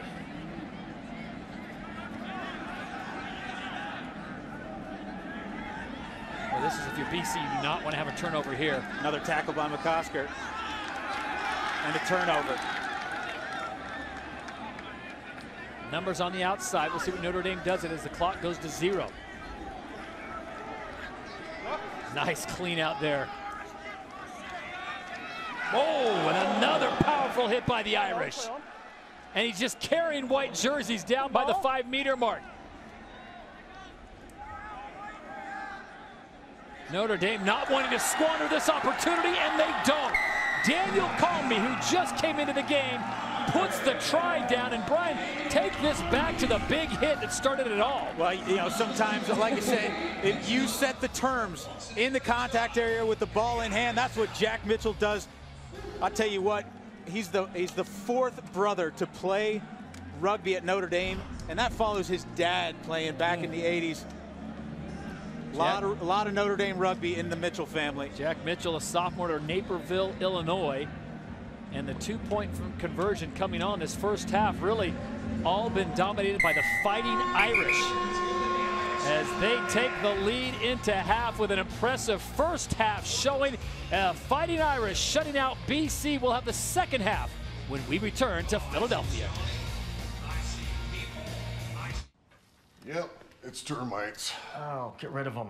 Oh, no, I'm not an exterminator. I'm a pest monitor. I only let you know when there's a problem. There's a problem. Bye. Why monitor a problem if you don't fix it? That's why free credit monitoring isn't enough to protect you from identity theft. At LifeLock, we not only alert you to identity threats, if you have a problem, we'll spend up to $1 million on lawyers and experts who'll work to fix it. LifeLock. Join starting at $9.99 a month. My contest grows each day with champions ranging from the incredible to the amazing to the... He did it! No! Right. Listen, I'm in the middle of a commercial. I'll call you back. Beep boop. Oh, I hate this guy. Oh, that's nice. Collect Marvel heroes, form alliances, face off in the ultimate contest of champions. Who's on your team? Chimichangas! Download for free. It is raised, yes, but it also raises. It has held court and paid respects. It is quenched and been drenched. It holds the past and the future. What is this trophy that means so much to so many? Don't miss a moment. The Stanley Cup Final continues tonight on NBCSN. The Penn Mutual Collegiate Rugby Championships continue. Coming up at 4 Eastern on NBC. We've got 5 more great matchups. Brian, take your pick. Classics. Well, you know, you end with Army-Navy, and of course, that's one of the all-time greats. But California versus Arkansas State, that is the game to watch today to see if Cal can retain their supremacy or if the upstart Arkansas State boys can look dangerous. Keep your eyes on the boys from Westwood. The UCLA Bruins have looked sharp here on day one. You know, one of my favorite stories on this Notre Dame team, number 2, that is Hunter White. He is from Del Rapids, South Dakota. He's got a condition called a bicuspid aortic valve. He's not allowed to lift weights, wrestle, or play football, but his doctor said rugby's fine. That's the kind of doctor you want when you're looking for clearance. I don't know. That doctor probably didn't want us to give his name out. How is wrestling football? No, but rugby. He said something about he doesn't like the weightlifting spikes your heart rate so much that like he's got this. Has he watched Sevens? But if he ramps up somehow and his heart rate stays high, then he can just keep on going as he is. So. I don't know. That just seems like some pretzel logic right there. I mean, that's one of those things you go to your mom and say, no, doctor said I can play rugby. I just can't lift weights or play football or wrestle. Or do yard work. Yeah, exactly. Clean my room. Second half underway, 7-minute halves. Todd Harris, Brian Hightower, Tracy Wilson, and the Irish have just been putting on a clinic after struggling early in the tournament, and it comes forward. It looks clean, and you're going to put another try on the board this time for Patrick McMahon. And referee said the ball was going. Sure. It looked like a knock-on. Absolutely. From Notre Dame, but he says it came off a Boston College hand, and there it was, right there. Play through the whistle. BC stopped. Everyone looked around. Patrick McMahon, the junior from Oakton, Virginia, said, I think I'll take this thing in and you know what? Get some downward pressure. Hey, take your opportunities when they come. But McMahon, he just keeps on playing. Boston College thought it was a knock-on, but hey, you know, a 50-50 call. Sometimes they go your way, sometimes they don't. Things are going the way of the Irish right now. Notre Dame looking very strong, as we said. Their 7th appearance here in CRC, one of the 6 teams to have been in all 7 CRC tournaments dating back to 2010 when the Runnin' Youth got the victory in Columbus, Ohio. They are in Pool B, of course, with Boston College, but also Kutztown and Indiana.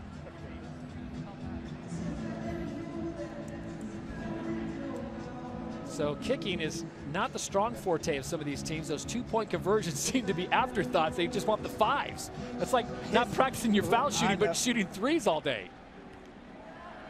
Well, but imagine this though, right? If you had to sprint a 400 and then line up like a 6-foot putt, right? Yeah. Could you do it? True. I'd get the yips. I already get the yips without running. So Boston College trying to mount some kind of offense here with 4:30 to play in this one. And another knock-on as the ball is mishandled that time by number 10, Connor Shaw, the senior at Wakefield, Mass. This coach, Rob Conway from Boston College, he's a great man. He's loves his kids, and you know that's one of those things that you could go across this 24-team field, and that's really one of the things about college rugby that is so compelling, is that the coaches and the players, you know, they're so inspiring, and they're just good kids. They're bright-eyed. There's so much to learn, so much to teach them. They have such great energy, and all around this tournament, that's what you'll find, Todd. It's great. It's one of the things that makes it so much fun to be here year after year. Under 4 minutes to play. It is all Notre Dame 19-0, looking for more on the outside. Speed to spare. What I tell you, Sean O'Leary takes it in for another try. What I tell you about this O'Leary kid? You said Notre Dame speed. I'm telling you, that ain't Notre Dame speed anymore. There's a lot of teams that would like to have Notre Dame speed. Look at this, all set up though by number 6, our guy, Eamon McCasker.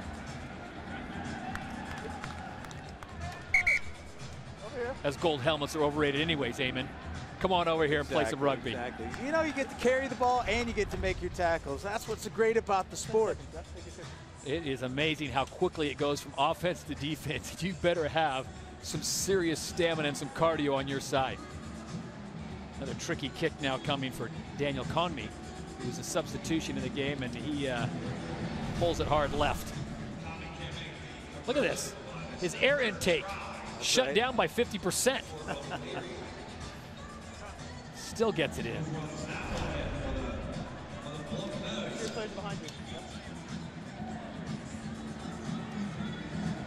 2:45 to go, all Notre Dame. Boston College absolutely just taking a beating here, as Notre Dame just seems to be swarming on their defense. Look at the perfect line. They've got the man drop deep, and Boston College has not been able to solve this riddle that is the Notre Dame defense.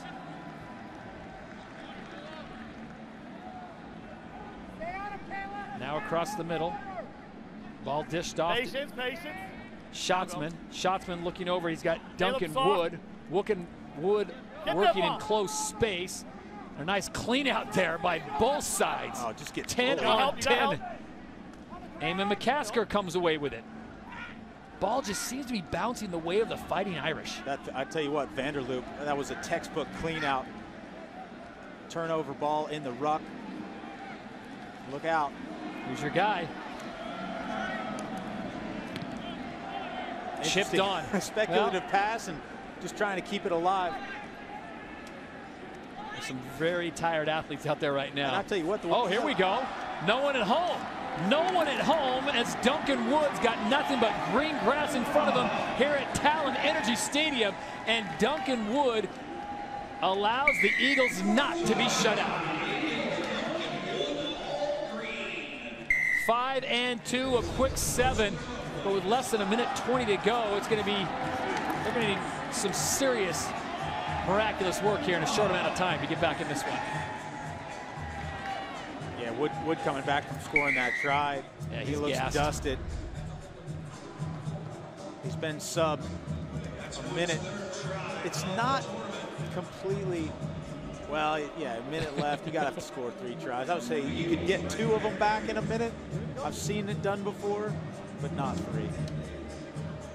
So substitutions being made after Duncan Wood's amazing 60-yard run. Willie Hott comes in, the sophomore out of Manhattan Beach, California. Notre Dame played Kutztown pretty close this morning. It was one of those kind of things where the head coach of the Sevens team right now, David Fee, will look at this result and kind of look at what could have been if they would have, you know, maybe a one less dropped ball, one less forward pass, and that can really swing the difference in a tournament. Clock continues to run here as Notre Dame and head coach David Fee makes substitutions, getting number 14 Michael Penny on the field. An opportunity for some of the players who don't get as many minutes, a chance to play here on day 1 of the Penn Mutual Collegiate Rugby Championship. I want to remind you, coming up at the top of the hour, switch on over to NBC. 5 more great matches, including the big one, Cal and Kutztown, Army, Navy. And how about this piece of running at the end?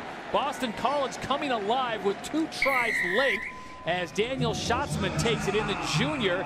Another 5 points. And Brian, where was this sense of urgency from the Eagles about 5 minutes ago? Well, they just weren't able to keep the ball. Notre Dame did a good job really tackling in the open field. We saw some big hits from McCosker.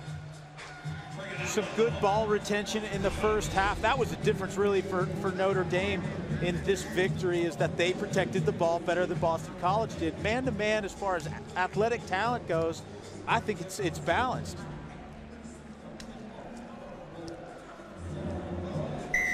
So this one's going to look a lot closer than it really was. Final score 24-14. Notre Dame gets the win over Boston College.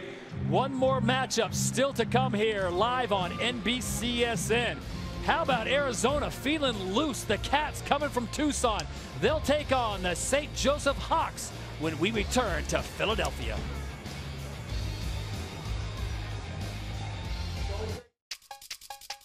You've got the motivation. Now, how do you track your goals? Introducing the all-new CopperFit StepFX Activity Tracker, the simple way to track steps, distance, and calories burned.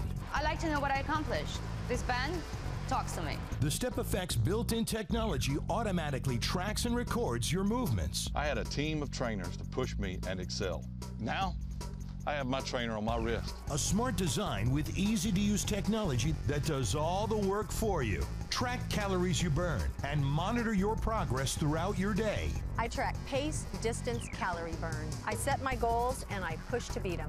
Now, the new StepFX is yours for only $24.99. Call 1-800-978-1957 or on the web at CopperFitStepFX.com. Order right now and your shipping is free. What are your boundaries?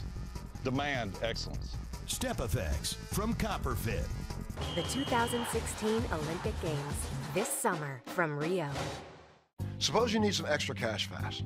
What do? Drive to a payday store, stand in line, and wait? Put the keys down and go to MoneyMutual.com. Money Mutual has a network of short-term lenders who can get you up to $1,000 in as little as 24 hours, even if you have less than perfect credit. That's why over 1 million people have turned to Money Mutual. So, forget about the long lines. Remember, MoneyMutual.com. That's MoneyMutual.com.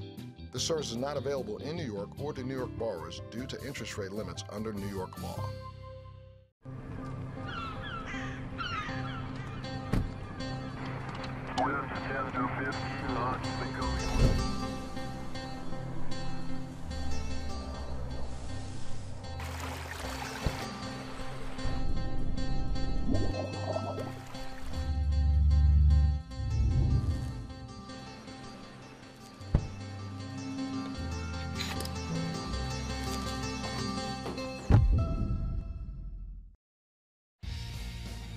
The Penn Mutual Collegiate Rugby Championship on NBCSN is brought to you by Subway.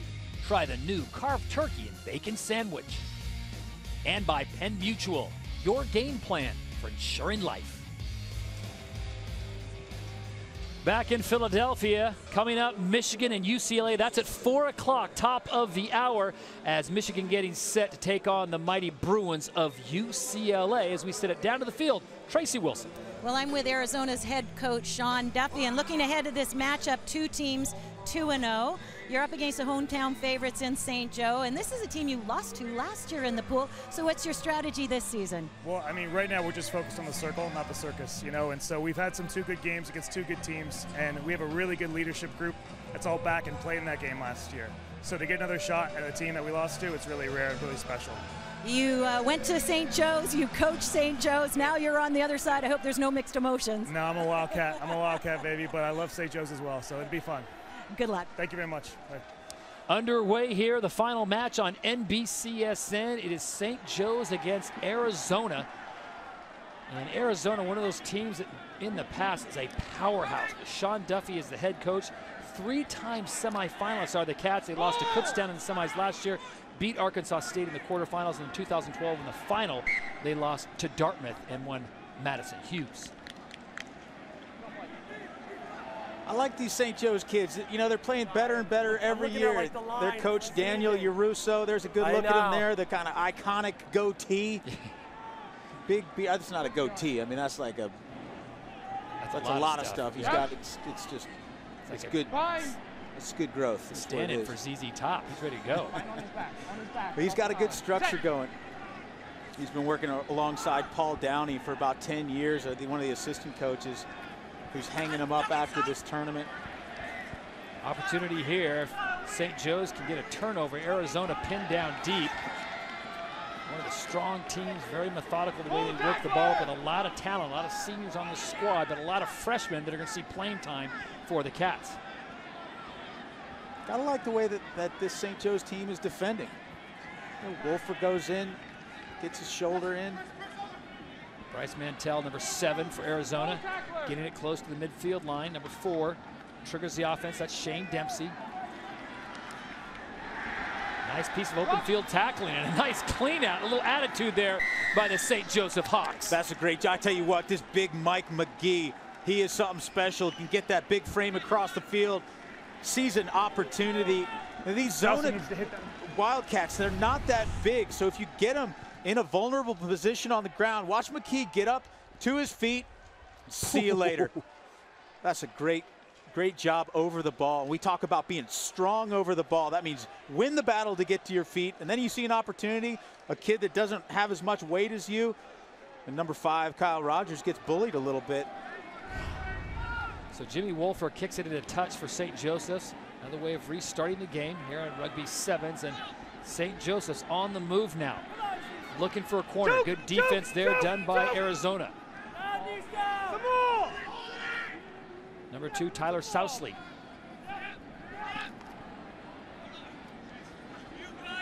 Going side to side. Now they've got their speed merchant, Tyler Kelly, on the outside. Can't turn the corner. Arizona did a great job, and balls just pushed methodically down the field, coming very near the 22-meter mark.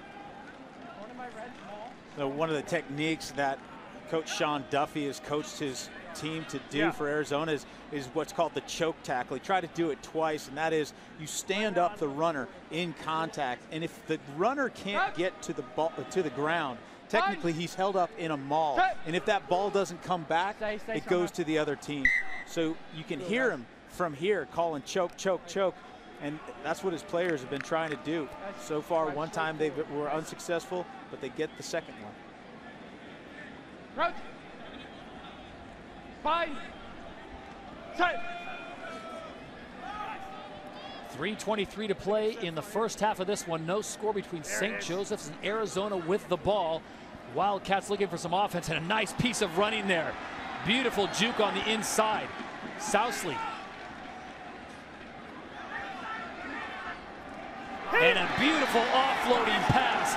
Does he have the gas? Has to get rid of it. It's a 2-on-1 situation, and the Cats will get the first try of the match.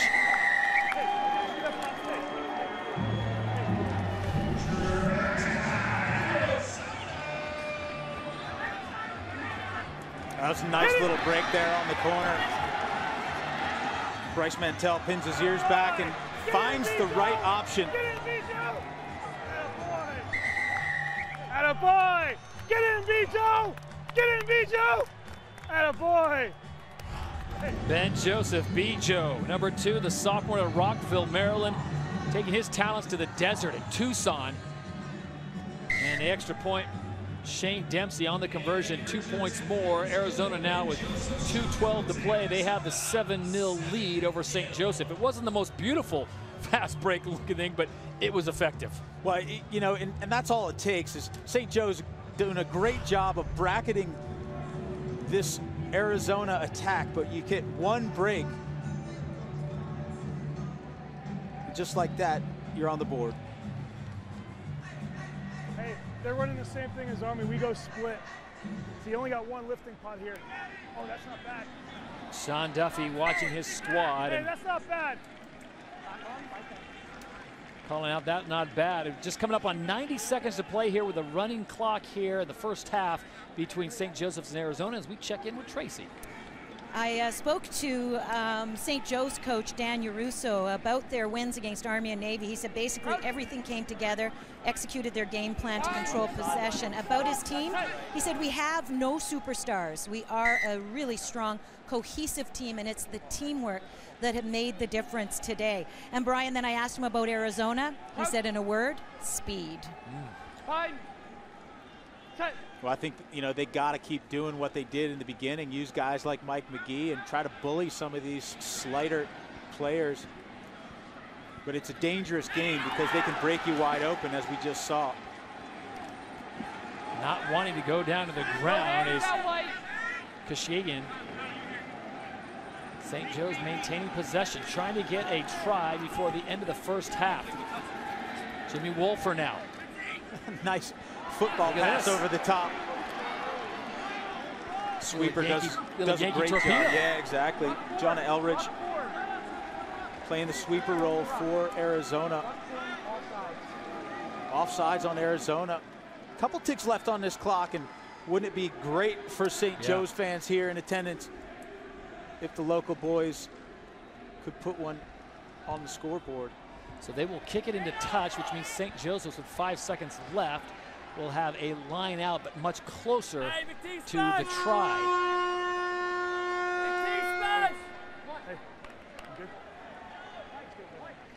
Yeah, good call.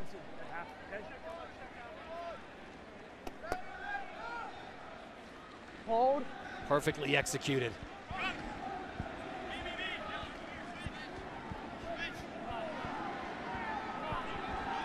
Nice passing on the inside, and look at this. St. Joe's might just get that try before the half ends. Inside 22 meters. You hear the call for choke. Release. We got to release. Ball. And once again, Arizona stands them up the maul, and that brings the first half to a conclusion. Arizona has the lead 7-0 on St. Joseph's.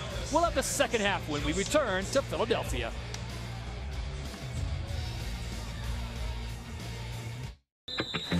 If you need an extra guy, let me know. Yo, you play? Good luck, right? Whatever you need. Cool, man, cool. It's not cool. Toast them the 11, man. I thought we already had one of those. All right. You're playing. We're teammates for life now. Really? Looks like I'm in. Thanks, Johnny. Guess what? It's not cool. He seems cool. He's not. I guess you're playing. That's mean. Hope you're happy. He's right behind you. Great. Sorry, Johnny. Hey, honey. You remember to lock the Buick, right? Of course I do. I'll never forget that. The Buick Remote Link app, now available in every Buick. You closed all the apartment windows, too. Come on. Really?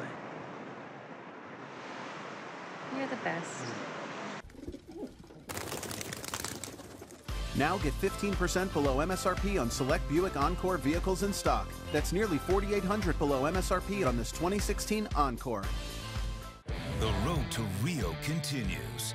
Puts it away. As Team USA looks for their third World League title before going for gold in Rio.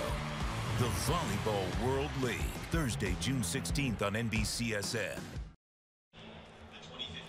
Next Sunday, Formula One makes its 2016 debut in North America on the fastest circuit of the season. Mercedes teammates Nico Rosberg and Lewis Hamilton continue their battle for the World Championship in Montreal. It's the Canadian Grand Prix next Sunday at 1 Eastern on NBC, coverage presented by Jaguar. Defensively, a little louder, we can bring a little more line speed, but if we're going to close the door and we do it early, which we did, they're going to hit that. Yeah.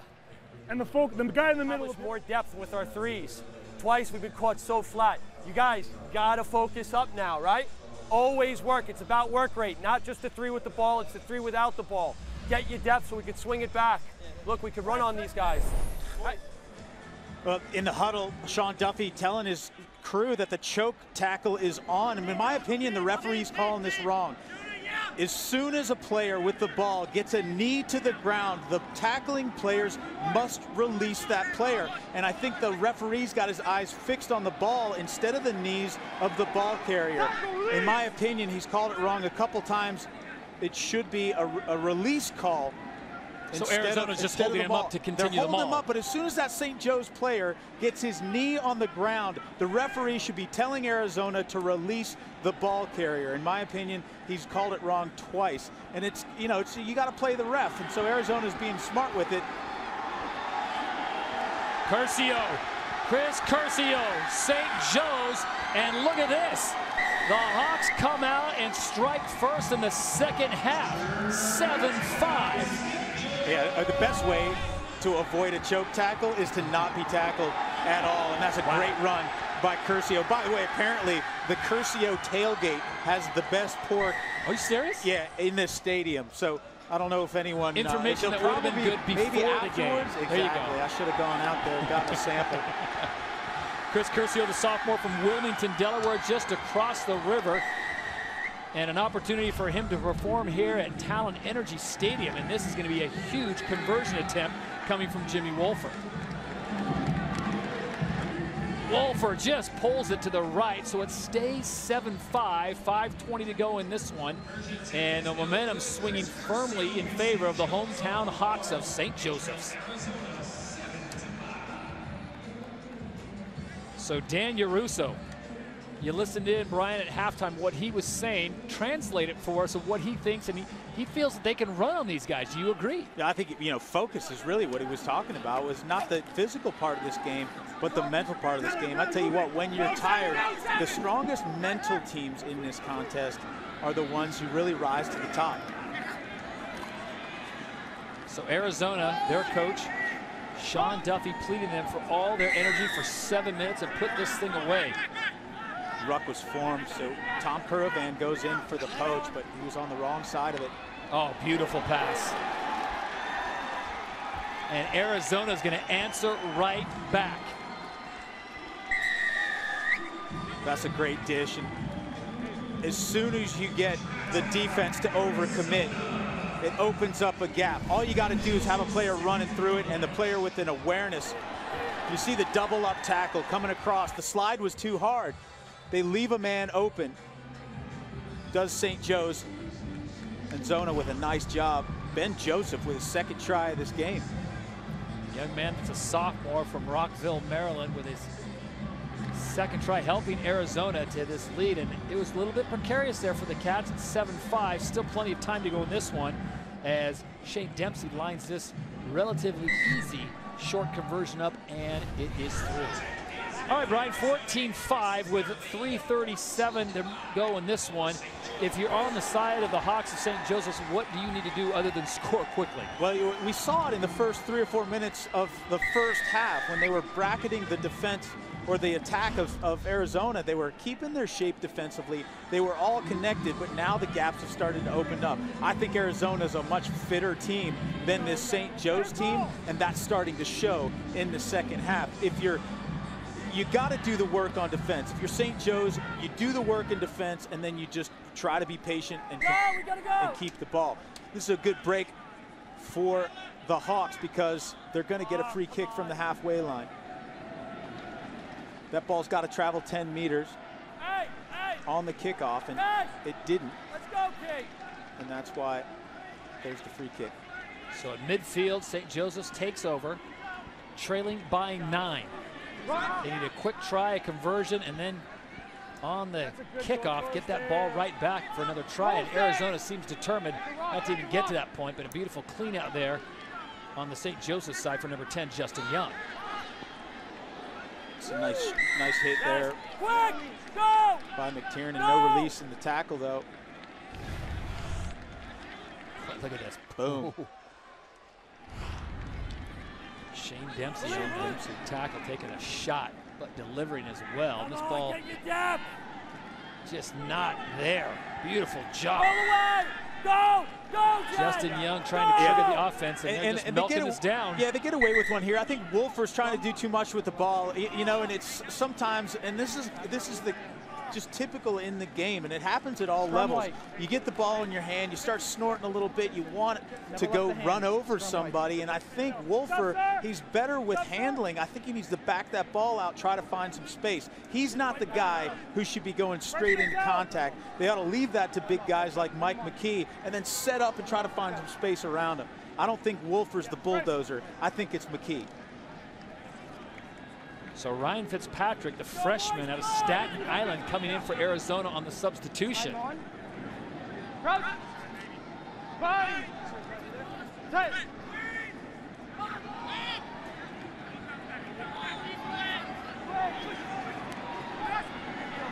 Matt Rogers in the open field, crosses the midway line, and clock now ticking down to 1:15. Arizona trying to put this one away, and it'll do just that if they can maintain possession and or get another try.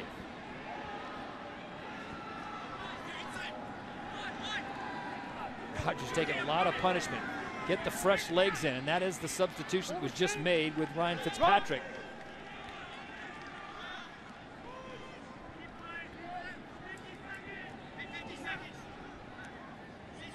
Oh, knock on. Well, still a little bit of time, but because of the missed conversion, they need to score twice.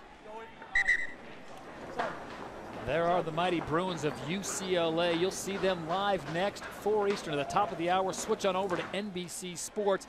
Almost like a Rose Bowl matchup with Michigan and UCLA doing battle here in Philadelphia at Talon Energy Stadium here at the Penn Mutual Collegiate Rugby Championships. Coverage continues. 4 o'clock Eastern on NBC. 5 more matchups. We're down to 15 seconds to go. All part of our 8 hours of coverage this week here in Philadelphia. Trying to get a little crafty here, but just no one back there, and 2 Wildcats there to retreat. 22. Ball will be taken out to the 22-meter mark. So the clock at 0, and this is an opportunity as soon as Arizona gets the possession, Brian. They can just kick this thing out. Don't even need to. And go straight Yeah, out. the quick tap. He's going to call him back. Make him do it again. Technically, it wasn't quite you got to drop the ball and kick it. All right, give us a quick preview. UCLA and Michigan coming up. We both like the Bruins in this one. Yeah, I like the Bruins the way they're playing. It's a very experienced and composed side. They also have some jinky little runners in the form of a guy named Kean Barry. He could split a gap, and they also have some size to bang around. A complete team. And Michigan, I saw this morning, not doing a very good job of setting their speedsters loose. So they're going to have to do that to try to compete with UCLA. 14-5 is a score, the clock at 0. Will St. Joseph's have possession? As soon as Arizona gets it, they can kick it into touch and bring this game to an end. Oh, Fitzy, boy. And there it is. And that ends the game as Arizona picks up a hard-fought scrap against the Hawks of St. Joseph's, 14-5. So strong competition there in Pool C. Army and Navy, a little bit disappointed, Brian, not bringing their best game. They both went down 2 games to none right off the bat, and Arizona proving to be the class of this field. Well, you know, Arizona kind of a sleeper last year. I don't think people expected them to go as far as they did, but they went into the semifinal, almost took care of Kutztown in the semis last year. They've done just well enough to get through their pool, 3-0 on day 1. I want to remind you, coming up at 4 Eastern, 2 more hours of fantastic rugby play here at the Penn Mutual CRCs. We'll kick things off with Michigan UCLA, and then right after that, it's going to be Indiana taking on Kutztown, and of course, California and Arkansas State, maybe the marquee matchup of day number 1. That is one where you think one of these 2 teams could win the whole thing. Absolutely, and that's the one to watch today. So great crowd on hand as Arizona gets the win as we sit it down to Tracy. Ben Joseph, and congratulations, Ben. Not only did you win your pool, but on the way to doing that, you scored 2 tries in this game. Your thoughts on your performance? Yeah, it was a lot of fun. I finally got a break in the try score, and we just need to avenge this loss from last year. I don't really like these guys. I don't think they like us, and it was just fun to win. Well, looking forward, how far can this team go? We're going to win it all. Come on. Right? Go get them. Thank you. Ben Joseph giving Tracy the straight stuff. We're going to win this thing all. Come on. We'll be back to wrap things up. Day 1 continues from Philadelphia after this. This one has the high-res screen. I see, man. This is nice. So when the new one come out, is it possible for me to bring this one in, stop paying for this one, get the new one, and start paying for the new one? No. I don't want it no more. It's gonna be old. That's your phone now. You bought it. I could bring this one back. You can't do that. At Rent-A-Center, you can. Upgrade whenever you want. Right now, bundle select 55-inch HD TVs and any 32-inch TV, both for just $29.99 a week. Only at Rent-A-Center. Hi, Phil Swift here for the Flex Seal family of products. Everyone loves Flex Seal. the easy way to coat, seal, and stop leaks fast. Just a quick shot fills cracks and holes, stopping the toughest leaks. It's actually liquid rubber in a can. And our incredible Flex Seal liquid starts out super thick and turns into a strong, flexible rubber. Brush or roll on large areas for a watertight seal. Pour into cracks to stop hard-to-reach leaks. Even dip tools for a tough, no-slip grip. And with Flex Shot, you can caulk, bond, and seal virtually anything. There's no need for a caulking gun. Simply push the trigger to make quick repairs, making it ideal for kitchens and baths. With the Flex Seal family of products, you could save thousands in repairs. Imagine everything you could do with Flex Seal Liquid, and Flex Shot. Order now. This is shaving. A blade. Many blades. Sharp blades. Blades here, blades there, some more over there. Whoa. That's not another blade. This is shielding with lubrication here and here. The new Gillette with Pro Shield lubrication before and after the blades. Shields from irritation for a close, comfortable shave. The new Pro Shield from Gillette, the best a man can get. And one Pro Shield refill gets you up to 1 month of shaves. That last time that the U.S. had won the gold medal was 1924. So when you think of the Olympics, you're just thinking of the pinnacle of world sports. You know, that's the good end goal, someone that's making it to that level. I get the chills just watching it on TV. I couldn't imagine being there. And it would be surreal. I think it would just be a dream. Probably be in tears, to be completely honest. To bring home a medal for the U.S. would be awesome. I would be lying if I said I wasn't dreaming of gold. It all gets started August 5th down in Rio, the 2016 Olympic Games. Reminder, coming up, much more action. 4 o'clock Eastern on NBC. One of the teams you'll want to watch for sure, the 3-time defending champion Cal Bears, and one of their veteran players, Russell Webb, standing by with our Tracy Wilson. I'm with Cal's captain, Russell Webb. And Russell, you've got 3 championships. What is it going to take for you to deliver a 4th? I mean, we're going to need all in from every single player on our team. That's 12 boys. A good game plan from our coaches, which we have. So it's all about executing. With the game of sevens, you know, it's a luck of the bounce. And we're just going to ensure that we make as little mistakes as possible and take it all the way. Looking ahead to Arkansas State, your coach, Jack Clark, has expressed some concern about this team. What makes them a challenger? I mean, they're a very good side. I played them my freshman year in 2012, and they were quality. Just like any other team in this tournament, as I said before, luck at the bounce. There are 8, 9, 10 teams who can easily win this competition if they play to their ability.